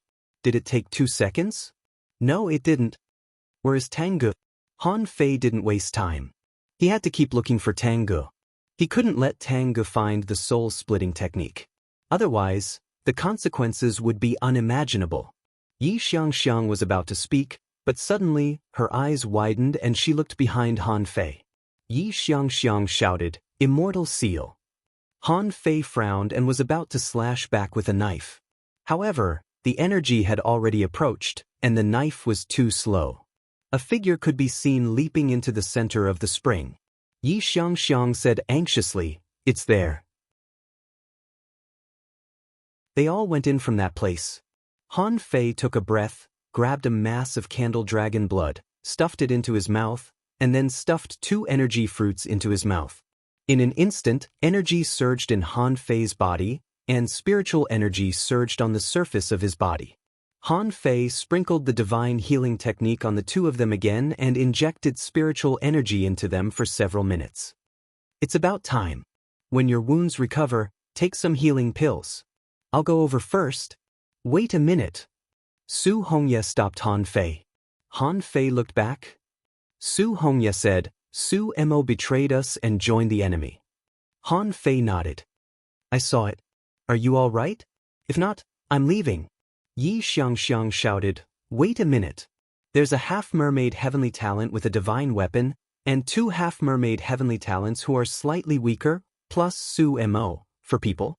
Without looking back, Han Fei broke into the spring. "I see.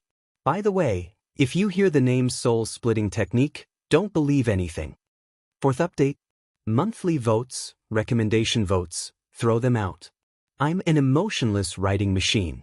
I can't do anything about it. I've already updated more than 270,000 this month. My head is about to explode, and I'm so busy. How about your support? Crying while laughing. End of this chapter.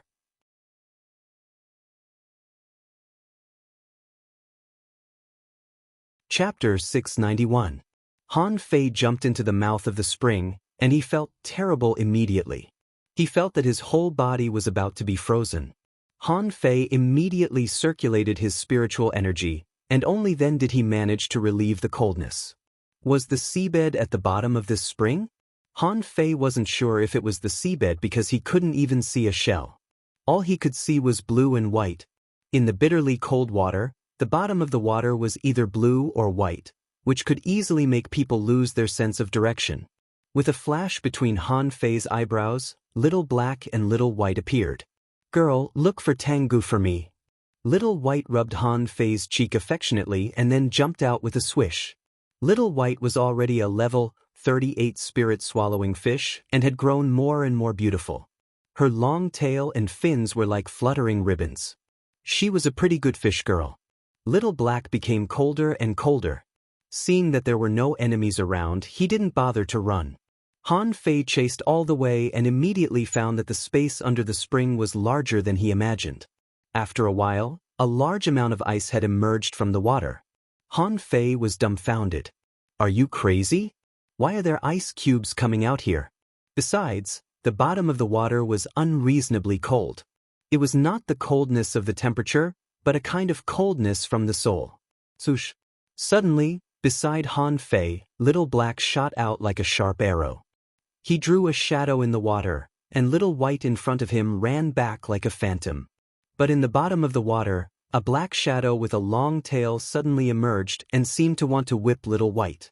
However, the black shadow didn't seem to expect Little White to be so fast. Not only did it fail, but it also angered Little Black. Han Fei also accelerated and rushed over. "How dare you slap my daughter? Did I give you any face?" However, Han Fei could only see a black shadow running away quickly at the same speed as him. "A half-mermaid? Is it here to snipe me?" Han Fei shook his head. "No, it should be here to harass me." Immediately, Han Fei said to Little White, "Girl, don't be afraid. Let's ignore it and keep swimming forward." Little Black had already chased out, But seeing that the other party ran too far away, Little Black didn't bother to chase after it. With a whoosh it ran back. This time, Han Fei didn't let Little White swim so fast. He had been following the half-mermaid. He wanted to see how the half-mermaid could stop him. However, as he swam, he realized that something was wrong. More and more half-mermaids appeared. Especially when a half-mermaid rushed over, Han Fei was speechless. This was not the half-mermaid that had just escaped, nor was it a half-mermaid that entered the secret realm with him, but a hero soul, similar to the one in the undersea city. A string of information emerged in Han Fei's eyes. Name: Half-Mermaid Heroic Soul. Introduction. The belief that a powerhouse protected when they were alive, and the obsession did not dissipate after death. As long as there were intruders, they would once again fight to protect their beliefs. Level 43.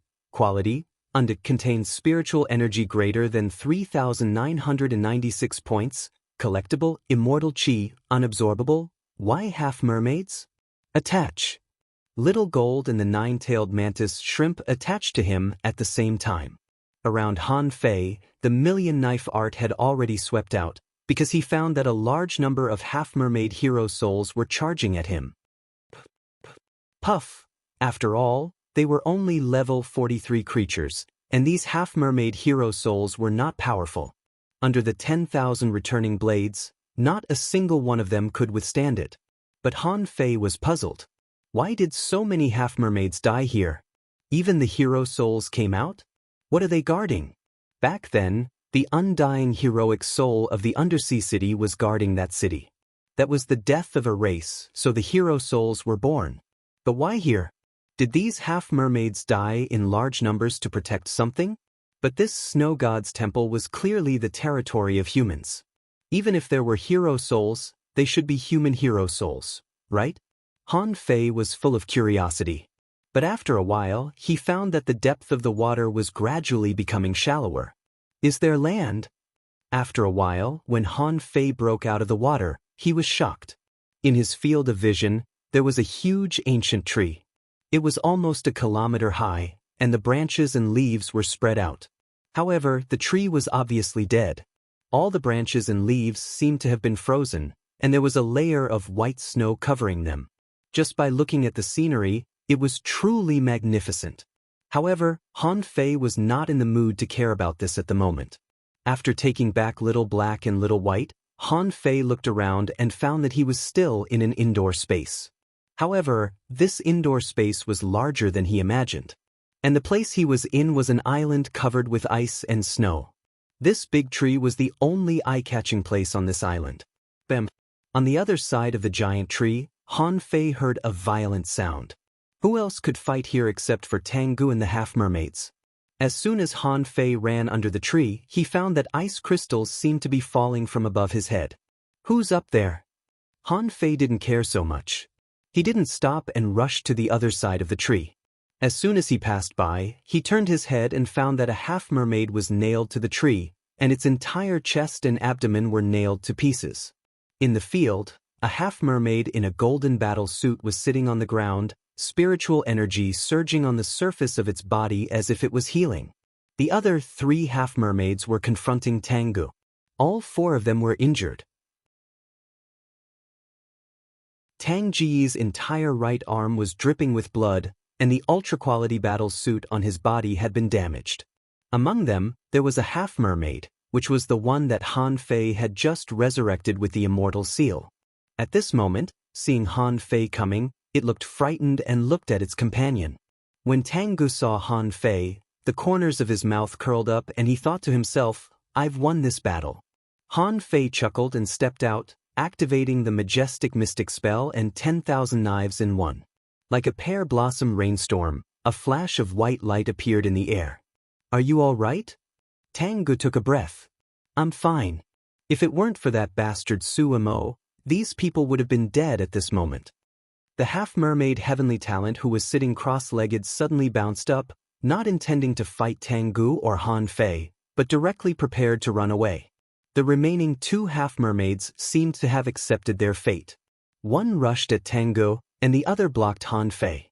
However, Han Fei didn't care about the half-mermaid who blocked him at all and just rushed at them with the million-knife art. As for himself, he clenched his fists, and surging energy burst out of his body in an instant. Seeing that the half-mermaid heavenly talent was about to run away, the sacrificing punch broke out and appeared directly more than 800 meters away. Hiss! The half-mermaid seemed to strike with a golden harpoon.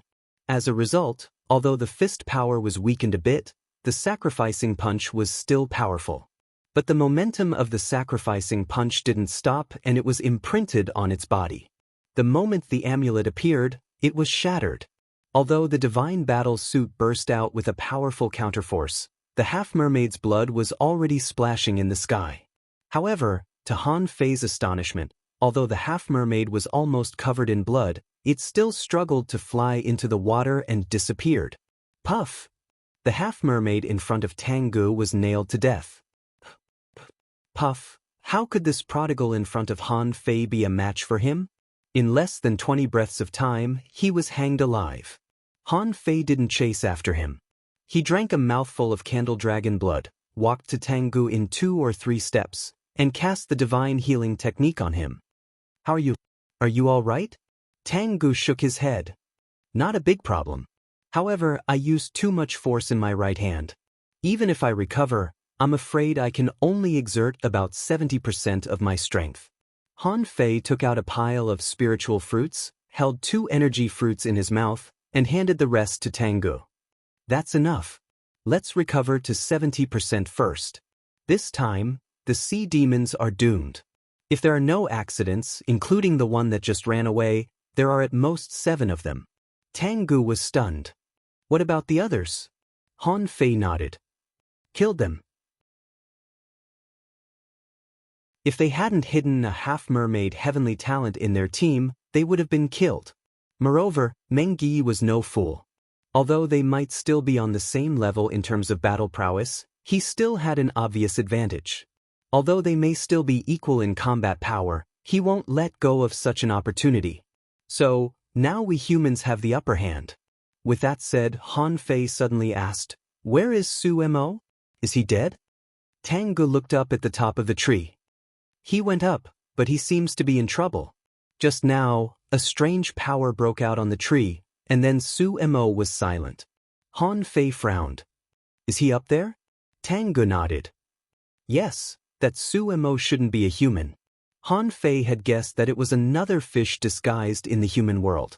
However, at this moment, both he and Tengu were under the tree. Unless Su Mo didn't come down, he would definitely die. Han Fei smiled. Don't worry. He can't run away as long as he is up there. You recover first and then go up to find him. First update. Asking for votes. End of this chapter.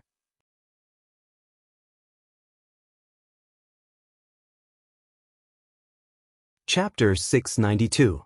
Under the tree, Han Fei and Tengu were both recovering. Although Han Fei slashed left and right just now, in fact, each slash consumed a lot of energy, and his energy and spiritual energy were all used up in the blink of an eye. Such an intense battle was only suitable for use when there were few people. If there were too many half-mermaids, Han Fei wouldn't dare to use it like this. Also, Han Fei could kill several people in a row because he had the advantage of the air-breaking strike. How could ordinary people know that Han Fei had mastered the 1,000-mile fishing art to this extent? Such a huge knife light flashed directly at his face. No matter how many trump cards he had, he couldn't resist such a terrifying attack.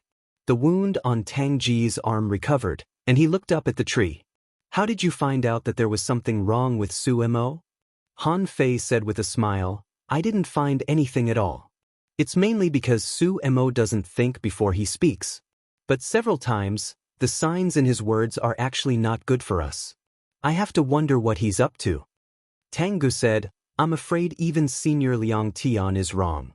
I don't know what method he used to disguise himself as a human being and sneak into our human society. Han Fei curled his lips. So, no matter who he is, we have to be careful. But why did he go to the tree? Is there anything on the tree? Tang Ji's face darkened. When I just came in, there was a strange light on the tree. Su Mo must have a high status. While I was fighting with these half-mermaids, he rushed up and snatched the opportunity. Han Fei frowned. How did you get in? Have you fought in the Colosseum? Tango paused for a moment. What Colosseum? Han Fei briefly told him his experience. Of course, he didn't elaborate on the fact that he was almost possessed. He just reminded Tango not to be tempted when he heard about the soul-splitting technique. After a while, Su Mo still didn't come down from the tree. In the seawater, no one continued to come out. Han Fei couldn't help but say, I'll go up and have a look. Tango nodded. I'll go with you. Han Fei thought for a moment. Tang Ji's combat power was not weak. When he first came in, he should be fighting 4 people alone. Now, he only lost 30% of his combat power, which was already very good. It must be noted that if he were to fight 4 half-mermaids in their peak state, he might not be any better than Tango if he didn't use some trump cards. The 2 of them were like agile monkeys, jumping and moving on the giant ice tree. Unexpectedly, there was no obstruction at all. When the 2 of them jumped to the top of the tree, they saw Su Mo sitting cross-legged on a thick branch with his eyes closed. Beside Su Mo was a crystal coffin, and inside the coffin was a human that had been frozen for an unknown period of time. He wore dark blue battle robes, and a third eye had opened between his eyebrows. Tango had just taken out the halberd, when Han Fei stopped him. Wait a minute. Something's wrong. Han Fei frowned. He wasn't sure if this was an opportunity. Logically speaking, even if there was a fortuitous encounter in a place like the Snow God's Palace, it shouldn't be so easy to obtain. Come to think of it, other than the soul parasite they encountered when they first entered the arcane realm and the snow giant outside the palace, they hadn't encountered any obstacles until now. The only one they encountered was the bastard who wanted to possess him. Only that level of danger was worthy of a magnificent palace like the Snow God's Palace. But now, this ice tree only looked shocking, but in fact, there was no danger at all from bottom to top. Han Fei was quite suspicious. The person in the coffin had sealed himself. But in this world of ice and snow, was there any difference between putting himself in a coffin and lying outside? If this guy was really going to be silent, he would have set up some difficulty settings, right? Otherwise, if someone were to find him countless years later, it would be strange if they didn't open his coffin and search for his fortuitous encounters. Han Fei's heart trembled. So, this coffin must have been deliberately thrown here. The person sleeping in the coffin was deliberately waiting for someone to open it. Han Fei couldn't help but think so. He had been fooled once. There was no reason for him to be fooled again. Tango frowned. Look, Su Mo's aura is changing. Han Fei nodded. I know. Let me do it. With a casual wave of the blood-drinking knife, a knife light cut at Su Mo who was sitting cross-legged. However, the knife light was blocked by an invisible barrier 3 inches in front of Su Mo. Han Fei's knife light didn't even shake him at all. Han Fei's eyelids twitched and the blood-drinking knife slashed again. However, this time, it was no longer aimed at Su Mo, but at the ancient human in the ice coffin. However, with this slash, the lid of the coffin suddenly flew up, and a magical array broke out, blocking Han Fei's slash. Han Fei shouted, "You smash the coffin, and I'll kill Su Mo." Immediately, Han Fei asked the 9-tailed mantis shrimp and little fatty to attach to him, activated the majestic mystic spell, and used the draw technique with all his strength. It was a simple and unadorned slash, but it was also an extremely terrifying slash. Clang. In the array, Su Mo suddenly opened his eyes, and there was a faint blue light in his eyes. A complicated array actually blocked Han Fei's draw technique. However, how terrifying was Han Fei's strength when he was in an all-out attack? As an advanced dangling fisher, he dared to fight a peak-level hanging fisher head-on. At this moment, Han Fei's strength had jumped to the level of an intermediate hanging fisher. Even a peak-level hanging fisher didn't dare to easily block this knife attack. Gotcha! The array was broken, and a blue light suddenly appeared on Su Mo's head. In the blue light, a new eye grew out. A small white sword condensed from that eye and collided with the draw technique again. Bam! The draw technique collapsed and Han Fei took 2 steps back. On the other side, Tang Ji's strongest halberd technique had already struck down. The terrifying power directly crushed the ice coffin. However, the body was grabbed by Su Mo's big hand and flew back. Han Fei said coldly, "He is not Su Mo. He has been possessed." Han Fei was very shocked and angry. He knew that there was no free lunch in the world. Su Mo couldn't be so strong. Otherwise, he would have been discovered long ago. He must have become stronger in this short period of time just now. Tang Gu pointed his spear at Su Mo. "Who is it?" Han Fei shrugged. "If I guessed correctly, it should be a prehistoric human. Don't you think so, brother?" Su Mo's eyes flickered. "How do you know? Also, you are not from the Sea clan? How long has it been since the Age of Doom?" Tang Gu was shocked. "It's really not Su Mo," Han Fei sneered. "What is the Age of Doom? I've never heard of it. However, the Snow God's temple doesn't look like a good guy. You dig holes everywhere, trying to possess me and be reborn." The man's face was gloomy. "Human beings, why kill each other?" Han Fei scoffed. "The body you are using now is that of a human being. Didn't you still kill him?" That person said indifferently, "All of this was prepared for the sea race. We never expected that human beings would return. Besides, this body is not human. It can only be said to be half human. He is an ominous man who combines human beings and the Sea clan." Han Fei sneered. "Keep pretending. Ominous man, do you still want to possess me?" The man took a few steps back, grabbed at the void with one hand, and an ice-long sword appeared in his hand. The third eye between his eyebrows flickered. "What do you want?" Han Fei said with a smile, "I don't know when the Age of Doom you mentioned is.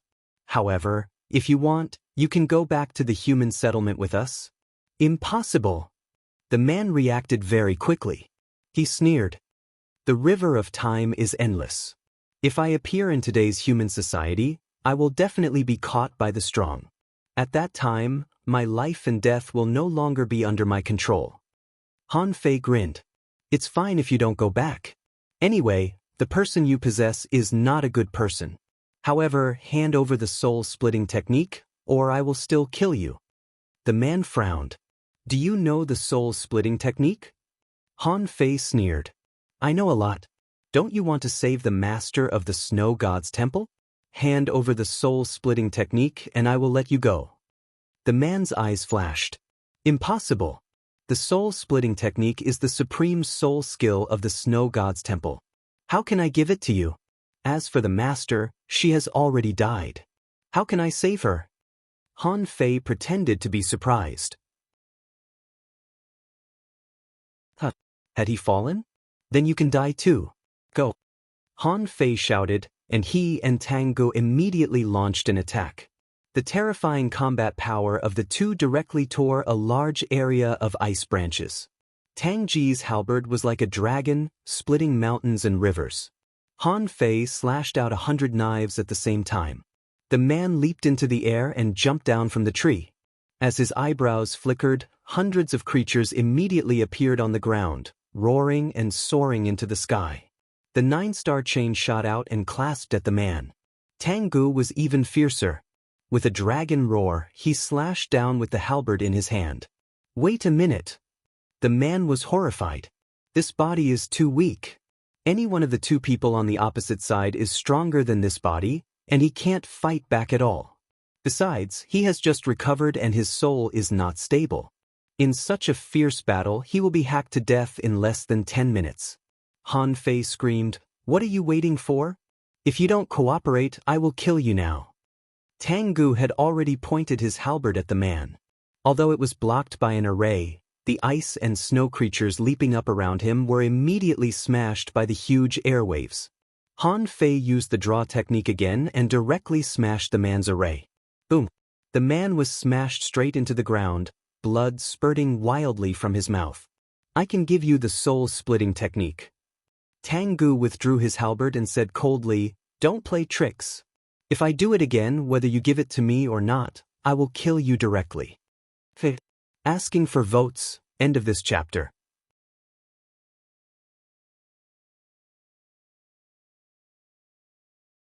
Chapter 693. Han Fei actually had a lot of things to talk about with this person. After all, he was a human who had existed for who knew how many years. In his memories, he should still be from the end of days. However, this was obviously not the time to ask questions. Su Hongye and Yi Xiangxiang should be here soon. Meng Gi wouldn't waste so much time with the half-mermaid. At this moment, he must have figured out a way to come in. As for Qin Qin, who had been separated from him, he might show up accidentally. Han Fei said, "Before the third person appears, you still have a chance to hand over the soul-splitting technique. If the third person arrives and I don't see the soul-splitting technique, you don't have to hand it over." Why did Han Fei want the soul-splitting technique? Mainly because this technique was really terrifying. He didn't know what method he used to seal his soul for so long. After so many years, he still had a chance to possess him. With this thing, he could at least save his life. More importantly, this soul-splitting technique seemed to be very advanced. Didn't this guy summon so many ice and snow creatures with just a thought? This guy could summon so many ice and snow creatures with just a thought. It would definitely be much more convenient to use in a group fight. The third eye between the man's eyebrows flickered. He stretched out his hand, and the ice and snow condensed into a small ice cube in his hand. As spiritual energy flashed in his hand, a moment later, the small ice cube was thrown to Han Fei. "You and I have no grudge. The snow god's temple has long been silent and desolate. There is no treasure better than the soul-splitting technique here." As he spoke, the man was slowly retreating. Han Fei immediately shouted, "Stop, don't move." The man looked awful. "I've already given you this technique. What else do you want?" Han Fei sneered. "Let me check it first. I'm not afraid to tell you that I've already been fooled once. This time, if you dare to lie to me, I don't need to tell you the consequences, do I?" Han Fei grabbed the ice cube and was about to check it. Tang Gu hurriedly said, "Wait a minute. Will it be dangerous?" Han Fei shook his head. "It's okay. My soul power is not weak. Since I was safe and sound last time, I can be safe this time too. Keep an eye on this man." Tang Gu pointed his halberd at the fake Su Mo, and Han Fei scanned it with his soul, only to find nothing wrong with it. However, when Han Fei finished reading the entire jade slip, a string of information emerged. Soul-splitting technique. This technique can tear apart one's soul and transfer it to another body. It can also be used to control living beings without consciousness. When the body was destroyed, it could forcefully seize a large number of souls and absorb the power of the souls to maintain the existence of the soul so that it could be used for possession. Drawback: this is incomplete. Once cultivated, the lightest consequence is stupidity. The most severe consequence is the destruction of the soul. Deduction: soul-splitting technique, complete version. Deduction cost: 500,000. Han Fei's expression didn't change. He just said indifferently, "No problem. By the way, brother, I'm not a person who doesn't keep his word. You can leave, but before that, can you tell me what the Age of Chaos is like?" That person secretly heaved a sigh of relief.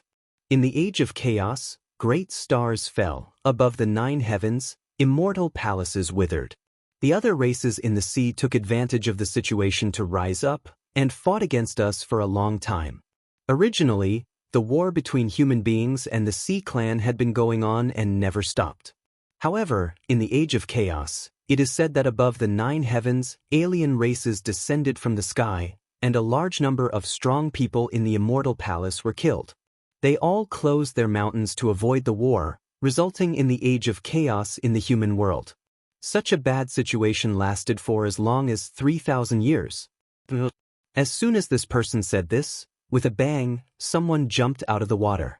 Han Fei directly launched the draw technique and shouted at the same time, "Kill him." This person was distracted by the person who just popped up and was about to escape, but he didn't expect that Han Fei, who was still amiable a moment ago, would suddenly attack him with all his strength. If he was in his heyday, he wouldn't be afraid to fight with his own body. But now, after all, he was just possessing a body, and no matter how strong he was, he couldn't exceed the strength of a hanging fisher. Besides, his strength was his soul. Immediately, this person tried to condense an array again. However, a circle of seawater suddenly rolled up and wrapped him up. The infinity water was activated, rubbing against the defense array that this person condensed, making a cracking sound. Tengu activated the most powerful halberd technique of the Heavenly Sword sect. The big halberd, with scarlet and brilliant killing intent, was slashed down, and dragon roars echoed. Puchi. On the other side, Yi Xiangxiang was flashing close. Before she arrived, the fake Su Mo in front of her had already been struck to death. It was all because of his bad luck. As soon as he came out, he ran into Han Fei and Tengu. It wasn't easy for him to possess a decent cultivator, but his strength hadn't grown up yet. He really had a lot of abilities, but he couldn't use them. Unexpectedly, in the end, he still couldn't escape the fate of being killed.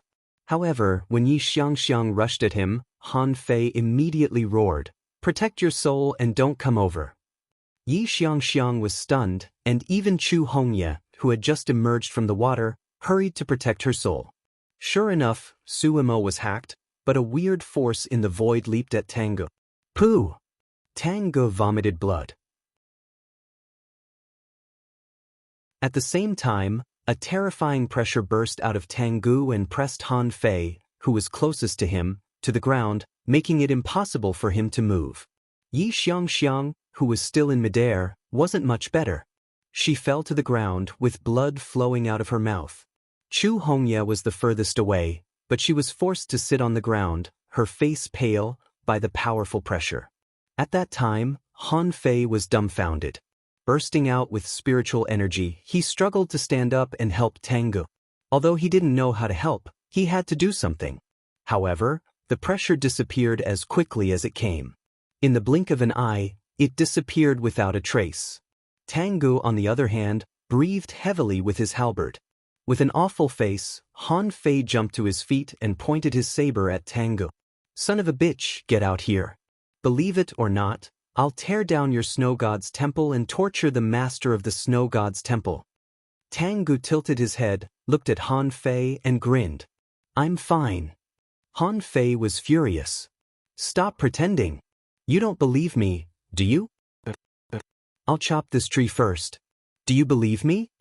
Yi Xiangxiang and Su Hongye were both stunned. What was going on? They were dealing with Su Mo together just now. Why was Han Fei so excited now? He seemed to be fighting Tengu. Tengu was amused. "I'm really fine. I don't know why, but a strange power suddenly appeared in my mind and tore his soul to shreds." Of course, Han Fei couldn't believe it. He simply roared, "Then answer my question. Where do we live? What do we store in our family's vat?" Tengu grinned even wider and replied telepathically, "The Blue Sea Town, the Heavenly Water Village, on the cliff nearest to the East Market. There's a small, shabby hut in front of the door, with 12 clams in it." Han Fei was instantly relieved. Then he asked in shock, "Wait, what happened just now? What happened?" Tengu shook his head. "I don't know. This is the first time I've seen anything like this." Tengu, on the other hand, looked rather awful. The man just now was truly terrifying. He tried to swallow my soul by force. Then, I don't know why, but a strange power suddenly appeared, and it seemed to easily tear that person's soul apart. Han Fei was dumbfounded. What happened? Was there a demon purification pot in Tang Ji's head too? Or was it a treasure similar to the demon purification pot? It must be noted that he had just learned that the demon purification pot could prevent others from possessing him and could be used as a treasure to protect his soul. But what about Tengu? Han Fei couldn't help but ask, "Is there anything weird in your head? For example, a divine weapon, a treasure, a calabash, an old grandpa?" Dumbfounded, Tengu subconsciously shook his head. "But why are calabashes and old grandpas in my head?" Han Fei took a long breath. It's fine. I thought that there was an incredible grandpa living in your head. At every critical moment, he would stand up and tear the enemy apart." Tengu. At this moment, Yi Xiangxiang and Su Hongye had arrived quickly with shock on their faces. Yi Xiangxiang asked in panic, "What was that? Was that Su Mo's last resort?" Su Hongye was alarmed. "It was so powerful. I couldn't resist at all." I felt that I would be torn apart at any moment. Tang Gu pondered. It must be Su Mo's last counterattack. Thankfully, he died quickly, or the consequences would have been dire. Han Fei quickly echoed, yes, yes, yes. Su Mo was extremely strong. Look, this guy is not a human being at all. At this moment, half of Su Mo's body had been cut open, and his eyes were still full of shock and astonishment. However, after he died, strange scales appeared on his body. Yi Xiangxiang exclaimed, that's impossible. A half-mermaid? That's impossible. If he were a half-mermaid, how could he have hidden among human beings for so long? Su Hongye asked in shock. Even an 8-star expert didn't notice him? How is it possible? Han Fei nodded deeply. It means that he must be an unparalleled heavenly talent among sea demons who can already transform into a complete human form. Su Hongye said gloomily, this is too serious. We have to bring the body back. If sea demons are capable of such unbelievable methods, human beings have to be wary of them. Third up, asking for votes, end of this chapter.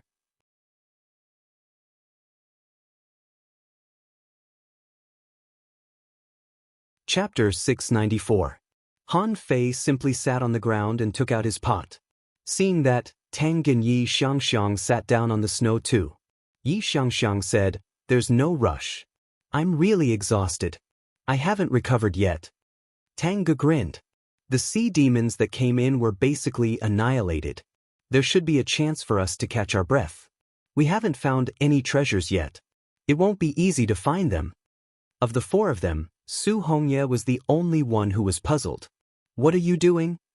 In the next moment, Han Fei took out a tuna, poured the fish oil into the pot, and tossed all kinds of seasonings into the pot. Su Hongye knew what Han Fei was doing. She said, we're in the middle of a treasure trove, and you're still in the mood to eat? Tang Gu said casually, there's no rush. We've consumed a lot of energy in the battle and need to replenish ourselves. Yi Xiangxiang nodded quickly. It's not easy to find treasures. Let's wait. What if Meng Yi and the others arrive soon? Chances are that there will be a great battle.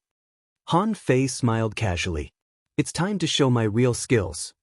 Tuna was extremely rare here. Although it was not an exotic creature, it was not something that could be caught casually on the coast.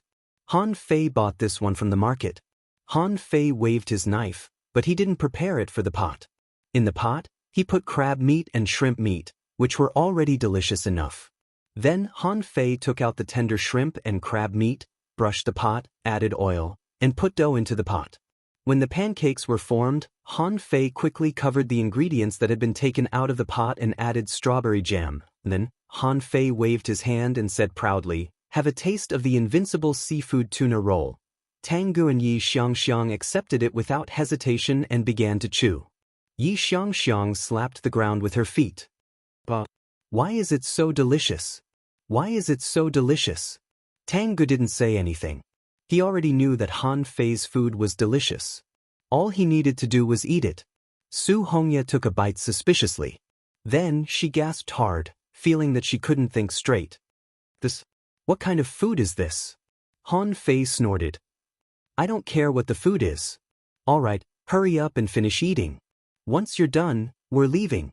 Suddenly Yi Xiangxiang was stunned. Wait, why do I feel like there's something wrong with me? While speaking, Yi Xiangxiang suddenly leaped out and said in surprise, why did my speed increase by 20%? Han Fei smiled and said, no reason. It's just that the ingredients I use are more advanced. In fact, Han Fei had a message in his heart. This is a dish made from a variety of essential ingredients. It has a smooth texture and a fresh fragrance, maintaining the original characteristics of the food. Han Fei had long known that cooking had buffs. This was especially obvious in the level 3 fishery. However, after eating it, the effect was not so complete. Han Fei didn't know how Yi Xiangxiang discovered that he was moving faster. Logically speaking, she shouldn't have been able to notice such a subtle difference if she wasn't fighting. The few of them ate very quickly. Most importantly, Han Fei needed this buff. At the same time, he needed to recover some energy and spiritual energy. He couldn't keep eating spiritual fruits and drinking candle dragon blood. He hadn't even left the Scattered Stars Island yet, and a random secret realm had almost killed him. Besides, they weren't in a good state and needed a full recovery. Yi Xiangxiang climbed to the top of the tree and jumped down. There's nothing up there except some broken ice. What happened just now? Han Fei opened his eyes and bragged, I thought there was something up there, so I just fought with Su Emo. We didn't find anything wrong with it. Tang Gu pretended that he didn't know. I just don't understand why there is such a big tree here. What is it used for? Su Hongye sighed. It's a pity that perception is useless in this secret realm. Otherwise, we wouldn't have been so passive. Han Fei shook his head. No. On our way here, we found a lot of half-mermaid hero souls at the bottom of the sea. It's not a coincidence that the hero souls appeared. There must be a secret here that we haven't discovered yet. Immediately, the four of them looked at the tree at the same time. Yi Xiangxiang asked, You mean in this tree? Han Fei nodded. First of all, we have to figure out why so many half-mermaid hero souls have appeared. What are they trying to protect? Since they surround this island, and this island is so big, there must be something on the island. But if there's nothing on the tree, it can only be in the tree or underground. Tang Gu nodded. Yes, let's see if this tree can be split open. Tang Gu immediately went to chop the tree. Han Fei had experience in cutting trees. It was he who cut down the 10,000-year-old big red trunk.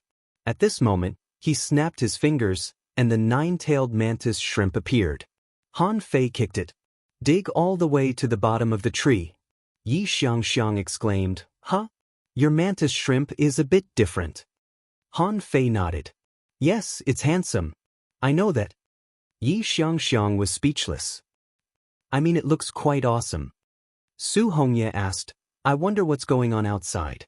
Have Zhao Ji and the others come in? Han Fei smiled casually. Don't worry. That guy is very cunning. He should be fine. Also, we have the advantage in numbers. Clang, clang, clang. Tangji's blow destroyed the trunk more than a meter deep, only to find that the tree was full of stones. Han Fei immediately said, They're spiritual stones. They're all empty of spiritual energy. Yi Xiangxiang was surprised. Why are there so many spiritual stones in the tree? What a shame. Why is the spiritual energy all gone? Han Fei asked. What you should be asking is why so many spiritual stones have been sucked dry. By logic, they should be left here for a long time if nobody is sucking them, right? Tang Gu said, Let me split it open again. Han Fei shook his head. No, it must be underground. Su Hongye asked in confusion, Why are you so sure? Han Fei chuckled. Take a guess. Of course, Han Fei wouldn't tell her that he had once dug the 10,000-year-old big red trunk. Sure enough, after about half an hour, the nine-tailed mantis shrimp crawled out of the ground and rolled on the ground. Ha! The nine-tailed mantis shrimp's information was imprinted in Han Fei's mind that there was a flower below. However, it couldn't help but eat the flower. Han Fei flew into a rage and went up to kick it. You stupid shrimp, who let you eat it? Yi Xiangxiang asked curiously, What's wrong? Everyone? Han Fei twisted his head. Nothing. There seems to be a flower below, but it has been eaten by my contractual spiritual beast. Yi Xiangxiang said in surprise, Your contractual spiritual beast can eat things without permission. Han Fei said leisurely, Isn't it normal? Contractual spiritual beasts are also creatures. Of course they will eat things they can't help. Although Han Fei said so, he was quite curious in his heart. The nine-tailed mantis shrimp was not like this. Anything that it couldn't help but swallow must be extraordinary. Han Fei said, Let's go down. There seems to be something down there. The four of them slid down as if they were on a slide. Yi Xiangxiang couldn't help but be amazed. It's so nice to have a contractual spiritual beast that can dig holes. Han Fei was lost for words. Go catch one yourself. Yi Xiangxiang said, It's not worthwhile. We hunters are not suitable for such contractual spiritual beasts. Su Hongye felt like an outsider and couldn't help but ask, Are you very familiar with each other? Yi Xiangxiang shrugged. Not very familiar with each other. At this time, Tanggu interrupted them and said, "There is an array here." Han Fei glanced at it. "Isn't this a spirit-gathering array?" When he looked at it, he stomped his foot and a spirit-gathering array appeared. However, it was very different from the one in front of him. Immediately, Han Fei shook his head. "No, it's not just a spirit-gathering array. It seems to be several arrays that are connected together." When Han Fei stomped on it, he was sucked in with a swish. When Han Fei opened his eyes again, he found that he was in a state of weightlessness. When he looked around, he found that he was suspended in midair. This was a huge underground space. Steels were floating in the sky, and rows of warrior statues were placed on the ground under his feet. At the front, there seemed to be an altar. On top of the altar, there was a 30-meter-tall female phantom. She was wearing a fluttering gauze dress and held an ice scepter in her hand. She was floating in the air. Shwa, shwa, shwa. In the next second, Tanggu, Yi Xiangxiang, and Su Hongye appeared one after another. Su Hongye was surprised. "Where are we?" Tanggu was surprised. "So many soldiers? Are they real people or statues?" Yi Xiangxiang exclaimed, "Is this how it feels to fly? I'm flying. Should we go there with fishing techniques?" The four of them staggered in midair. Han Fei was crouching in midair and looking down at the army down below. He glanced at the floating female illusion now and then. Is that person the master of the snow god's temple? The day after tomorrow is New Year's Eve, and the new year is coming. I work all the time during the new year. End of this chapter.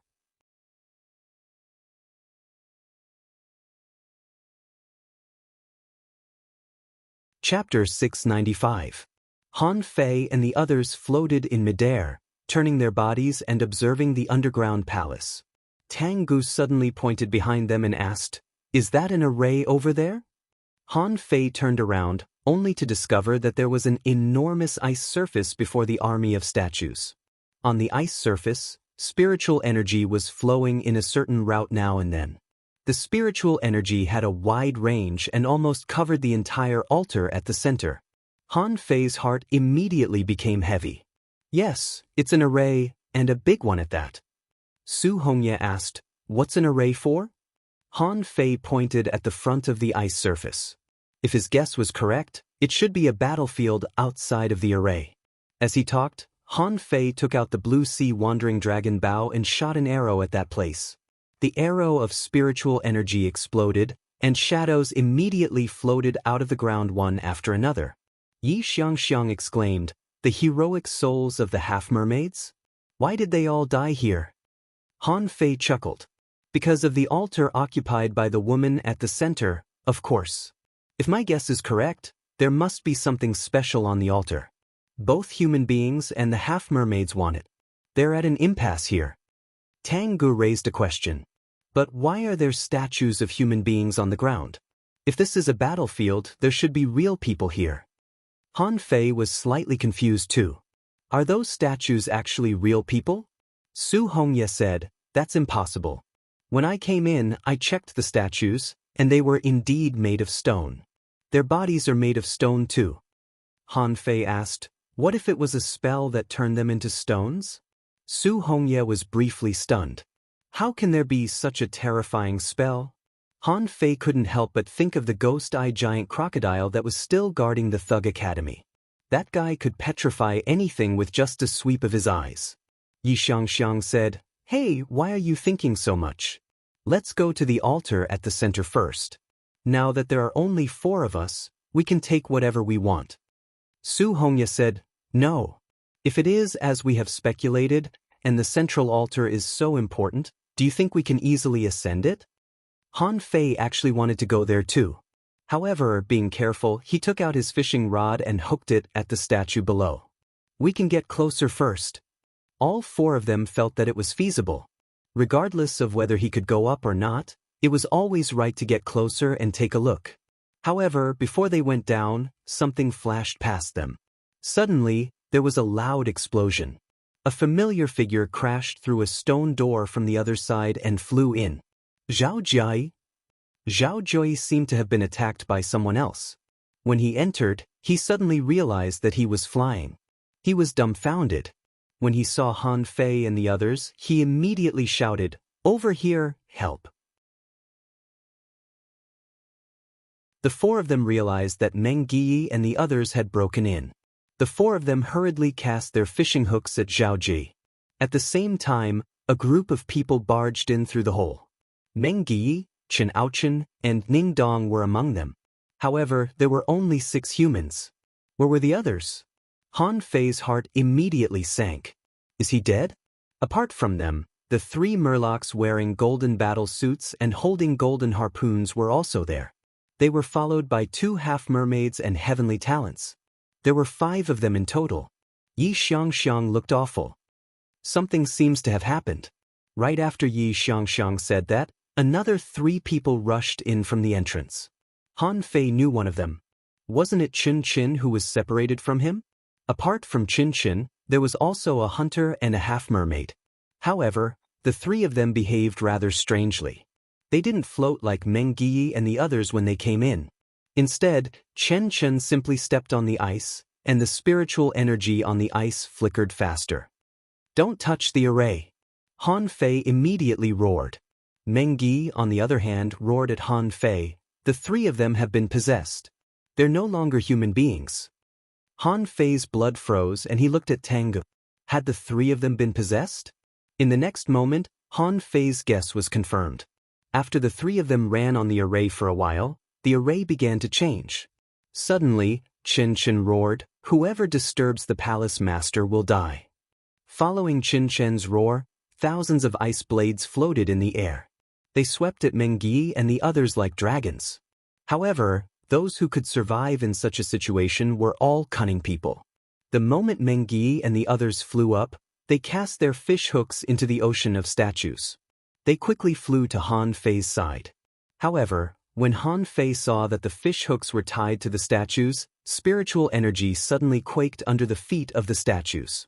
Han Fei roared again, "Let go! Don't come any closer!" However, it was too late. Before Meng Yi and the others realized what was going on, endless white mist rose from the entire underground palace, and there was a glow in the mist. Then, Han Fei couldn't see anything. Everybody around him had disappeared without a trace. Su Hongye? Damn it! Meng Yi is such a stupid teammate. This time, things are getting out of hand. Is this an illusion or something? Han Fei found himself in a world of ice and snow, and he fell from the sky to the ground. He stepped on the snow and heard the sound. He lifted his foot, and a realistic footprint appeared. Is anyone there? Han Fei looked around and shouted, but his perception still didn't work. In this boundless white smoke, it was impossible to see anything with the naked eye. "I'm here." Hearing Tang Ji's voice, Han Fei roared, "Don't move. Keep talking, I'm coming." Tangu said, "I don't think we are in the underground palace anymore." Han Fei smiled bitterly. "I know. Look, when I step on it, it makes a creaking sound." After running for about 500 meters, he saw Tangu who was looking around with his halberd. The 2 of them could only see each other when they were 3 meters apart. Seeing Han Fei, Tangu smiled and said, "Hurry up and find someone else." Han Fei paused for a moment and suddenly slashed the blood-drinking knife at Tangu. Tangu blocked with his halberd and asked in surprise, "What's wrong with you?" "It's me." Tangu was stunned. "Have you been bewitched?" Han Fei immediately sneered. Although Tangu smirks when he sees me, he doesn't smile like this. Han Fei knew something was wrong the moment he saw Tangu. Although the person in front of him looked exactly the same as Tangu, Tangu wouldn't laugh at this moment. Besides, Tang Ji's big grin was a gratified smile. What's there to be gratified about? Tangu was still explaining, "I am Tangu." Han Fei attached to the 9-tailed mantis shrimp. "Then let me ask you, what is your spiritual beast?" Tangu immediately replied, "The dragon feather lobster." Han Fei was stunned. Did I guess wrong? But Han Fei still felt that something was wrong, so he said again, "Summon the dragon feather lobster. Let me have a look." Tangu quickly put down his halberd. Don't be rash. Let me show you. With a flash between Tang Ji's eyebrows, the dragon feather lobster suddenly appeared. However, before Tangu realized what was going on, the moment the dragon feather lobster appeared, a knife light slashed at him. The terrifying invincible fighting intent directly split Tangu in half and turned him into a mass of snow. Han Fei sneered. I knew it was fake. If it were a real person, he would be able to read the data of the dragon feather lobster at first glance. However, although the dragon feather lobster was simulated, there was no data. It was definitely fake. The fake Tangu was cut, which made Han Fei vigilant again. In this case, he shouldn't trust anyone anymore. The reason why he could see through Tangu at a glance was that he was very familiar with Tangu. But if it were someone else, unless they summoned their spiritual beast, there would be no other way to identify it. Han Fei walked less than 300 meters in the snow.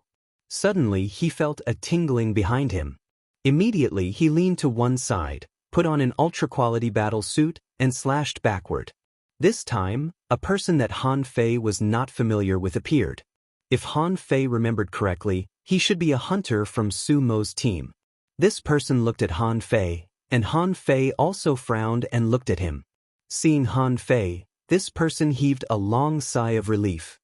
Sorry, I came here because I heard the sound of fighting just now. I didn't expect it to be one of us. Han Fei quickly waved his hand. Hey! Let's not talk about whether you are one of us or not. Summon your spiritual beast first. Let me take a look at it. Only after I see it can you be one of us. That person? The person was lost for words. What do you mean? Han Fei sneered. Literally. Let's see your spiritual beast first. The person hesitated for a while, and with a flash of spiritual energy, a red fox fish appeared. Then, Han Fei went up and slashed. With a flash of knife light, this person was directly cut into two. Han Fei cursed, You lied to me again? Do you think I'm so gullible? There's someone in the mist, right? Is it the master of the snow god's temple? Do you really think you can fool me with such a lousy trick? To tell you the truth, my eyes are like torches, and I can see the essence through the phenomenon. So, don't waste your time.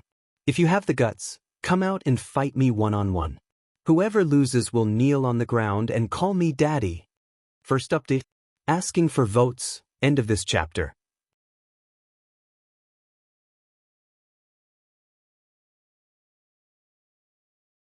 Chapter 696. He didn't know who was making dummies to deceive him. However, after failing twice in a row, that person was probably stunned too. Why did you know that my spiritual beast was fake when you saw it? Is it because I imitated the spiritual beast? Is it not real? That doesn't make sense. They were clearly exactly the same, okay? With a flash between Han Fei's eyebrows, Little Black and Little White appeared. Han Fei touched Little White's head. Daughter, can you find anything different about this place? Look for them. Bring your daddy and I will kill them all.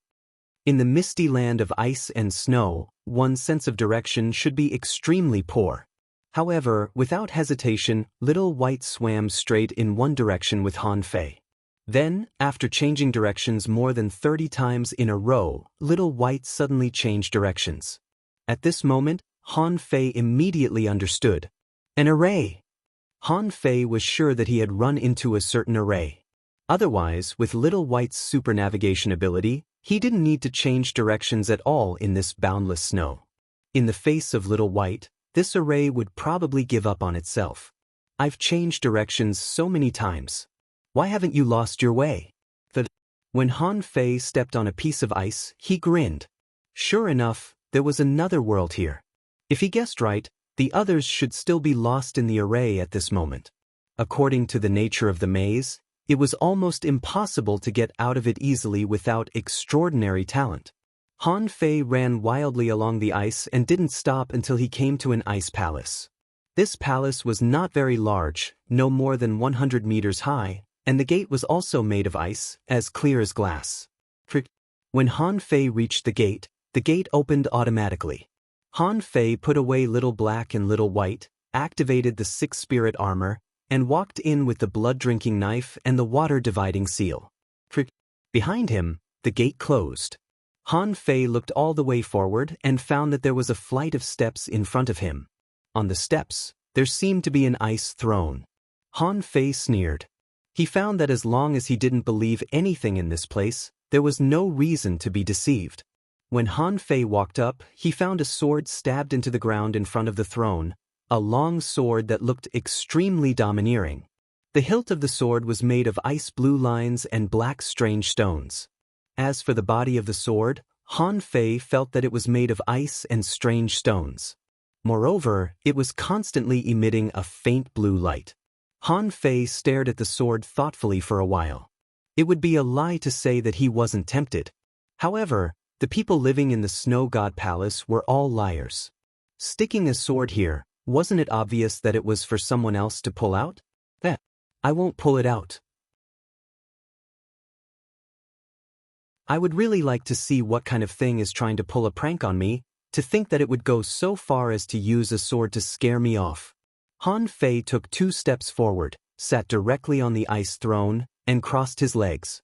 Han Fei took out a spiritual fruit, took a bite, and then an ultra-quality spiritual weapon appeared in his hand. It was the long saber that sealed the hopping fish. With a thought from Han Fei, the long saber automatically flew out and slashed at the domineering long sword. Frostmourne. A strange power broke out, and the ultra-quality long saber that had a sealed spirit was broken.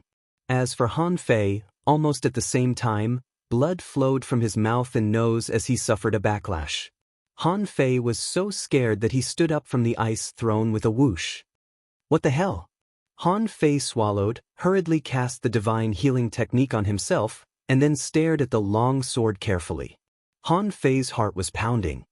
He quickly looked around, only to find that there was nothing but ice around him. His eyes immediately burned with eagerness. This was definitely a fucking divine weapon. An ultra-quality spiritual weapon was broken by one blow. How could this thing be ordinary? Han Fei threw the half-spiritual fruit in his hand into his mouth. He stretched out his hand and the embroidery needle appeared. Let's see how strong you are. Ren Tianfei had confirmed that the embroidery needle was a sea-quelling bizarre treasure. Han Fei didn't believe that this sword could be stronger than his sea-quelling bizarre treasure. Clanged. Han Fei raised his hands and knocked with all his strength. When the embroidery needle collided with the giant ice sword, Han Fei clearly felt the movement from the embroidery needle, and he almost couldn't hold it. Immediately afterward, a dark blue power burst out in an instant, shaking Han Fei back and making him sit on the ice throne. At this moment, it was not his mouth and nose that were bleeding, but his eyes, nose, and mouth.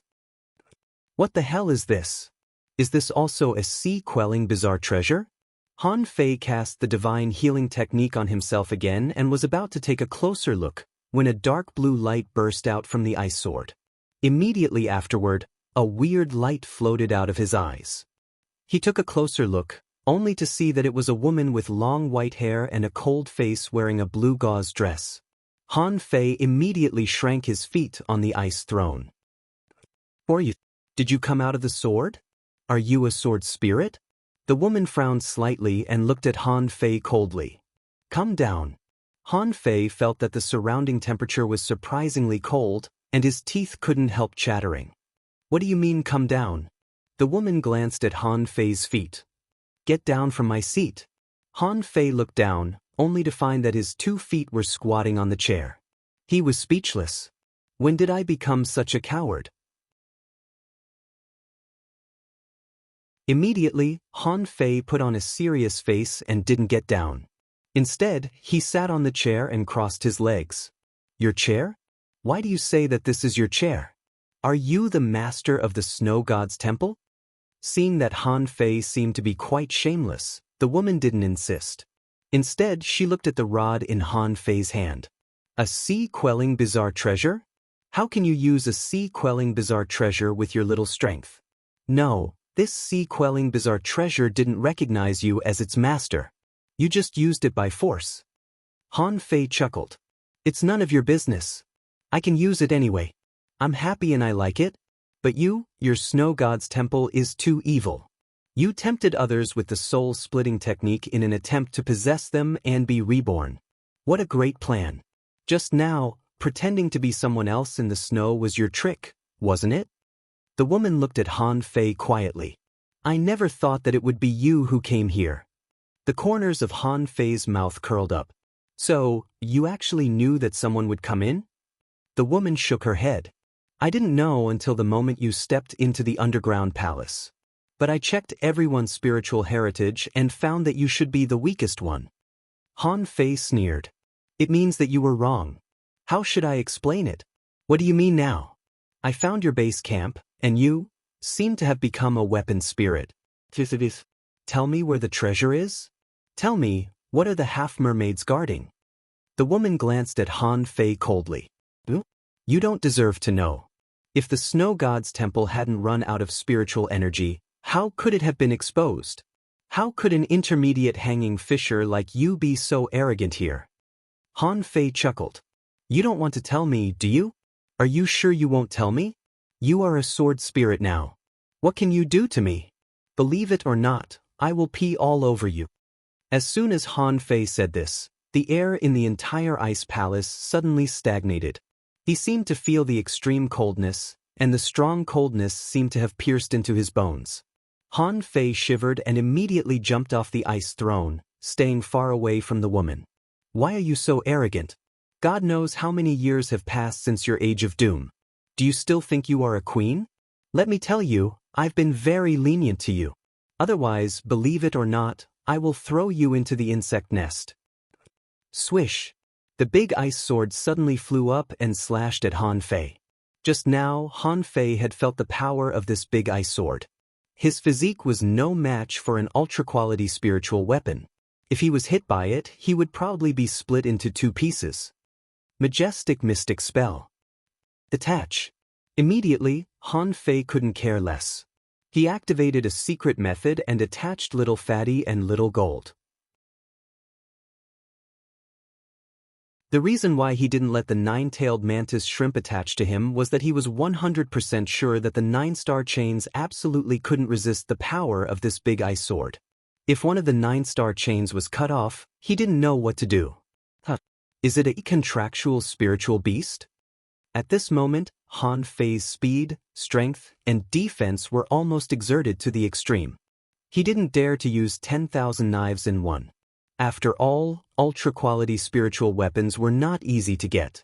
They were all refined one by one, and each of them was very valuable. If they were broken by this big ice sword, it would be a big loss. Clang, clang, clang. Fortunately, Ren Tianfen had specially trained Han Fei for 2 months, so that he could exert his movement technique to the extreme. Therefore, at this moment, Han Fei could narrowly avoid the big ice sword every time and fight back from time to time. The woman was a little surprised. You are quite talented. You are comparable to a heavenly talent. Has human beings risen again after the age of doom? Asking for votes. End of this chapter.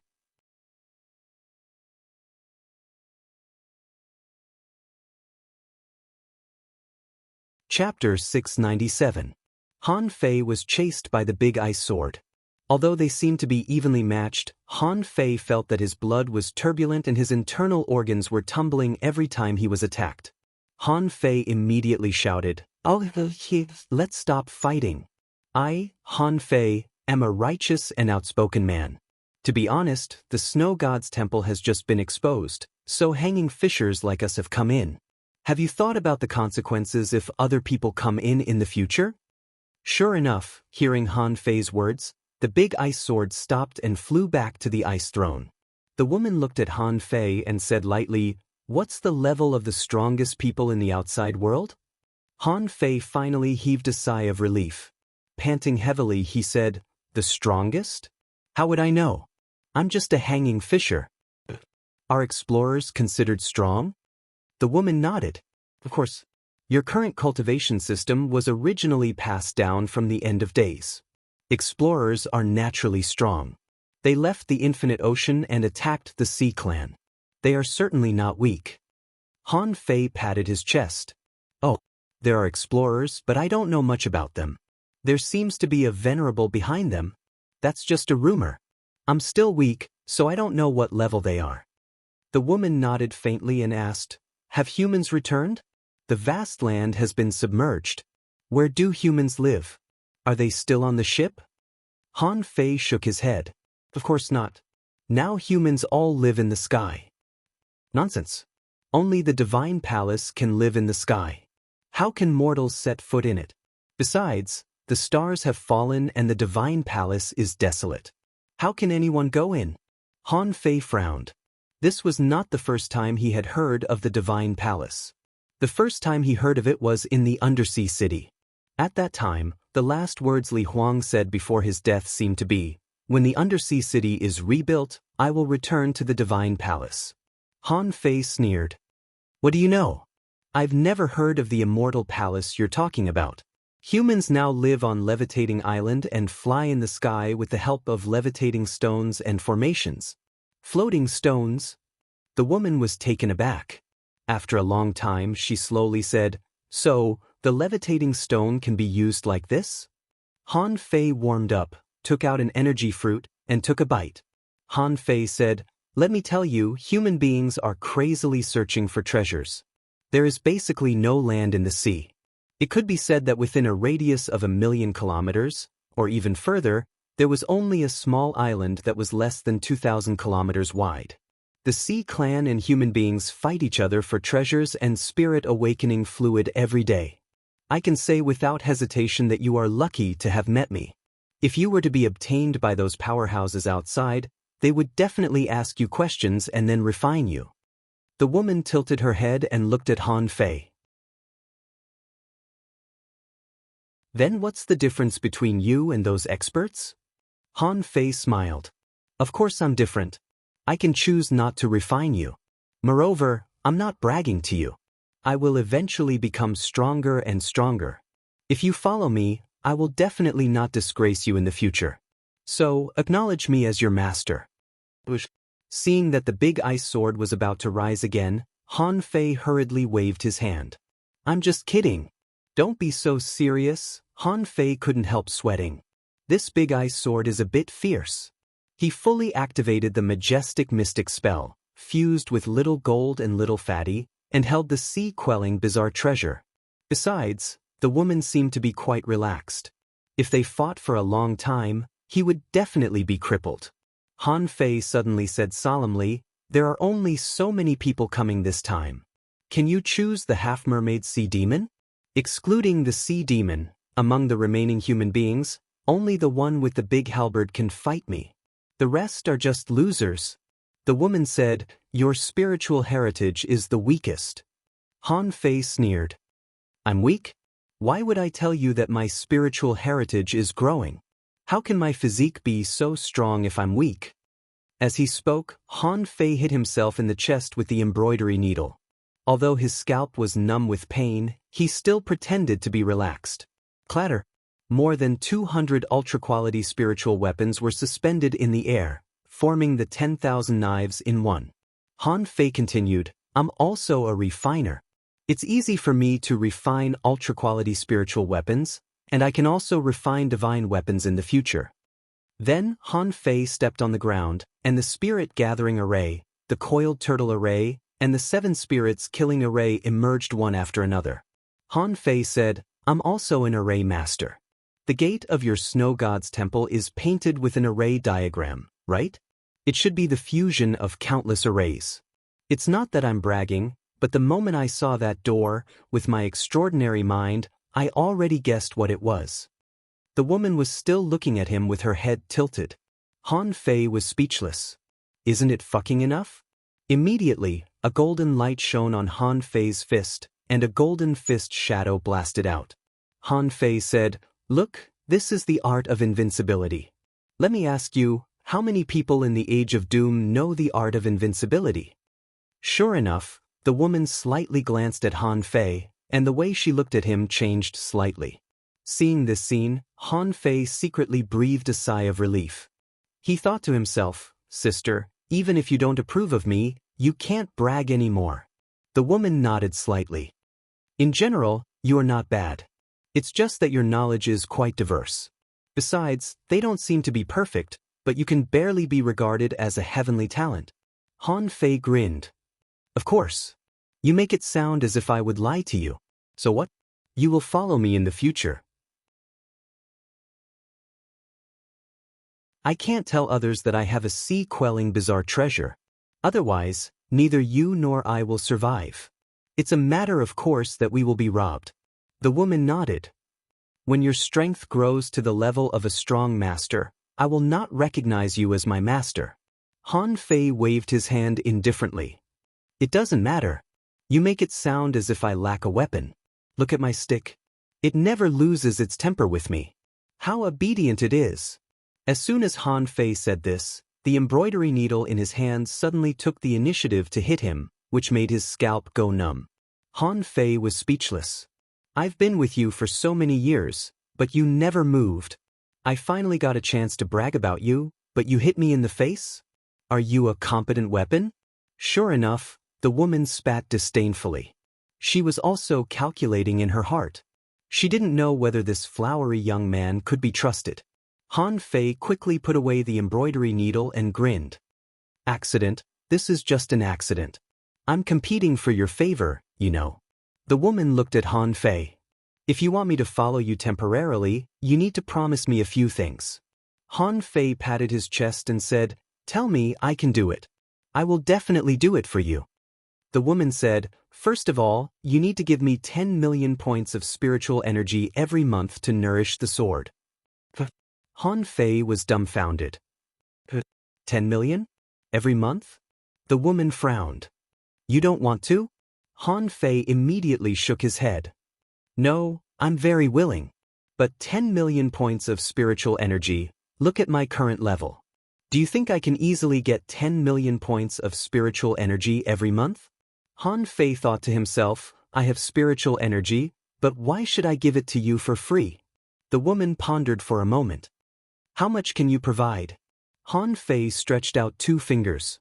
2 million points, is that enough? You know, this is already very high. It's the same for other people's breakthroughs. The woman sneered. 2 million? Is this how you call yourself a genius? Can 2 million points of spiritual energy support you to refine so many ultra-quality spiritual weapons? Han Fei felt that it made sense. He seemed to have exposed too much of his wealth before. He couldn't help but raise another finger. I can get 3 million points of spiritual energy if I grit my teeth. The woman said casually, 5 million points of spiritual energy. If you can get it, I will stay with you temporarily.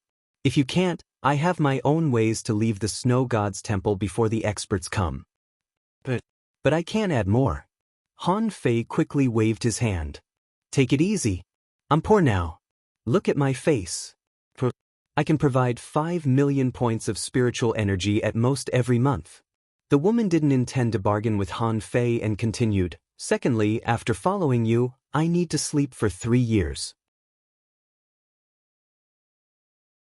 The snow god's temple has been buried for too long, and I'm too weak. Even if you encounter any trouble, I'm afraid I can't help you in a short time. Even if I help you, it'll be meaningless. Han Fei was speechless. You're going to sleep for 3 years? Do I have to find a Buddha to worship at home? Han Fei asked weakly, As a sword spirit, you can sleep. But can I use this sword? The woman said disdainfully, Snowmorn is also a sea-quelling bizarre treasure. If a sea-quelling bizarre treasure doesn't recognize you as its master, you can't exert its power at all. So, if you have one unowned sea-quelling bizarre treasure, the effect will be the same as if you have 2. Han Fei gritted his teeth. Okay, 3 years it is. It's just a few 100 million points of spiritual energy. Here you go. Han Fei was ready to take a gamble. 3 years later? In 3 years, his strength would definitely soar. By then, he would definitely suppress this woman and make her kneel on the ground and call him daddy. Han Fei asked, That's all? The woman added, There's one more. Han Fei almost couldn't hold back his fist. I really want to punch you to death. Not only do you want spiritual energy, but you also have so many requirements. The woman said, The snow god's temple will not fall into anyone else's hands. You have to destroy this place. Han Fei raised his eyebrows. Destroy it? No problem, no problem. But about the treasures, can you? The woman said, there are no treasures in the snow god's temple. If you get the array, there will only be the soul-splitting technique and Snowmorn left. As for the soul-splitting technique, I'll teach it to you as a favor. However, don't teach it to anyone else. You can't teach it to anyone who has bad intentions. Han Fei was lost for words. None of the people in the snow god's temple who have learned the soul-splitting technique have good intentions. The woman waved her hand, and a blue scripture floated in the air. Han Fei scanned it from beginning to end. The soul-splitting technique had been memorized by the demon purification pot, and the incomplete technique was finally gone. Soul-splitting technique, heaven level, divine quality. Note, soul-splitting technique. This technique can tear apart the soul and transfer the soul to another body. It can also be used to control unconscious creatures. When the body is destroyed, it can forcibly deprive a lot of souls and absorb the power of the souls to maintain the soul so that it can be possessed. Disadvantage: splitting the soul may weaken the soul of the original body and damage its combat ability and spiritual power. Deduced art, soul-splitting path deduction consumption. 100 million third update. Please vote. Today is the third update. There will be more updates tomorrow and the day after tomorrow. So, don't rush me today. Thank you all for your monthly votes. I still want the monthly votes. Let us ride the waves and welcome the arrival of New Year's Eve. End of this chapter. You're tuning in to the Passion Pages YouTube channel. We're so grateful for your support, and don't forget to subscribe to join us on this incredible journey through captivating stories. Your generosity through donations truly makes a world of difference, as it's the primary source of revenue that allows me to expand and enhance this channel for you. Thank you from the bottom of my heart for being a part of this adventure.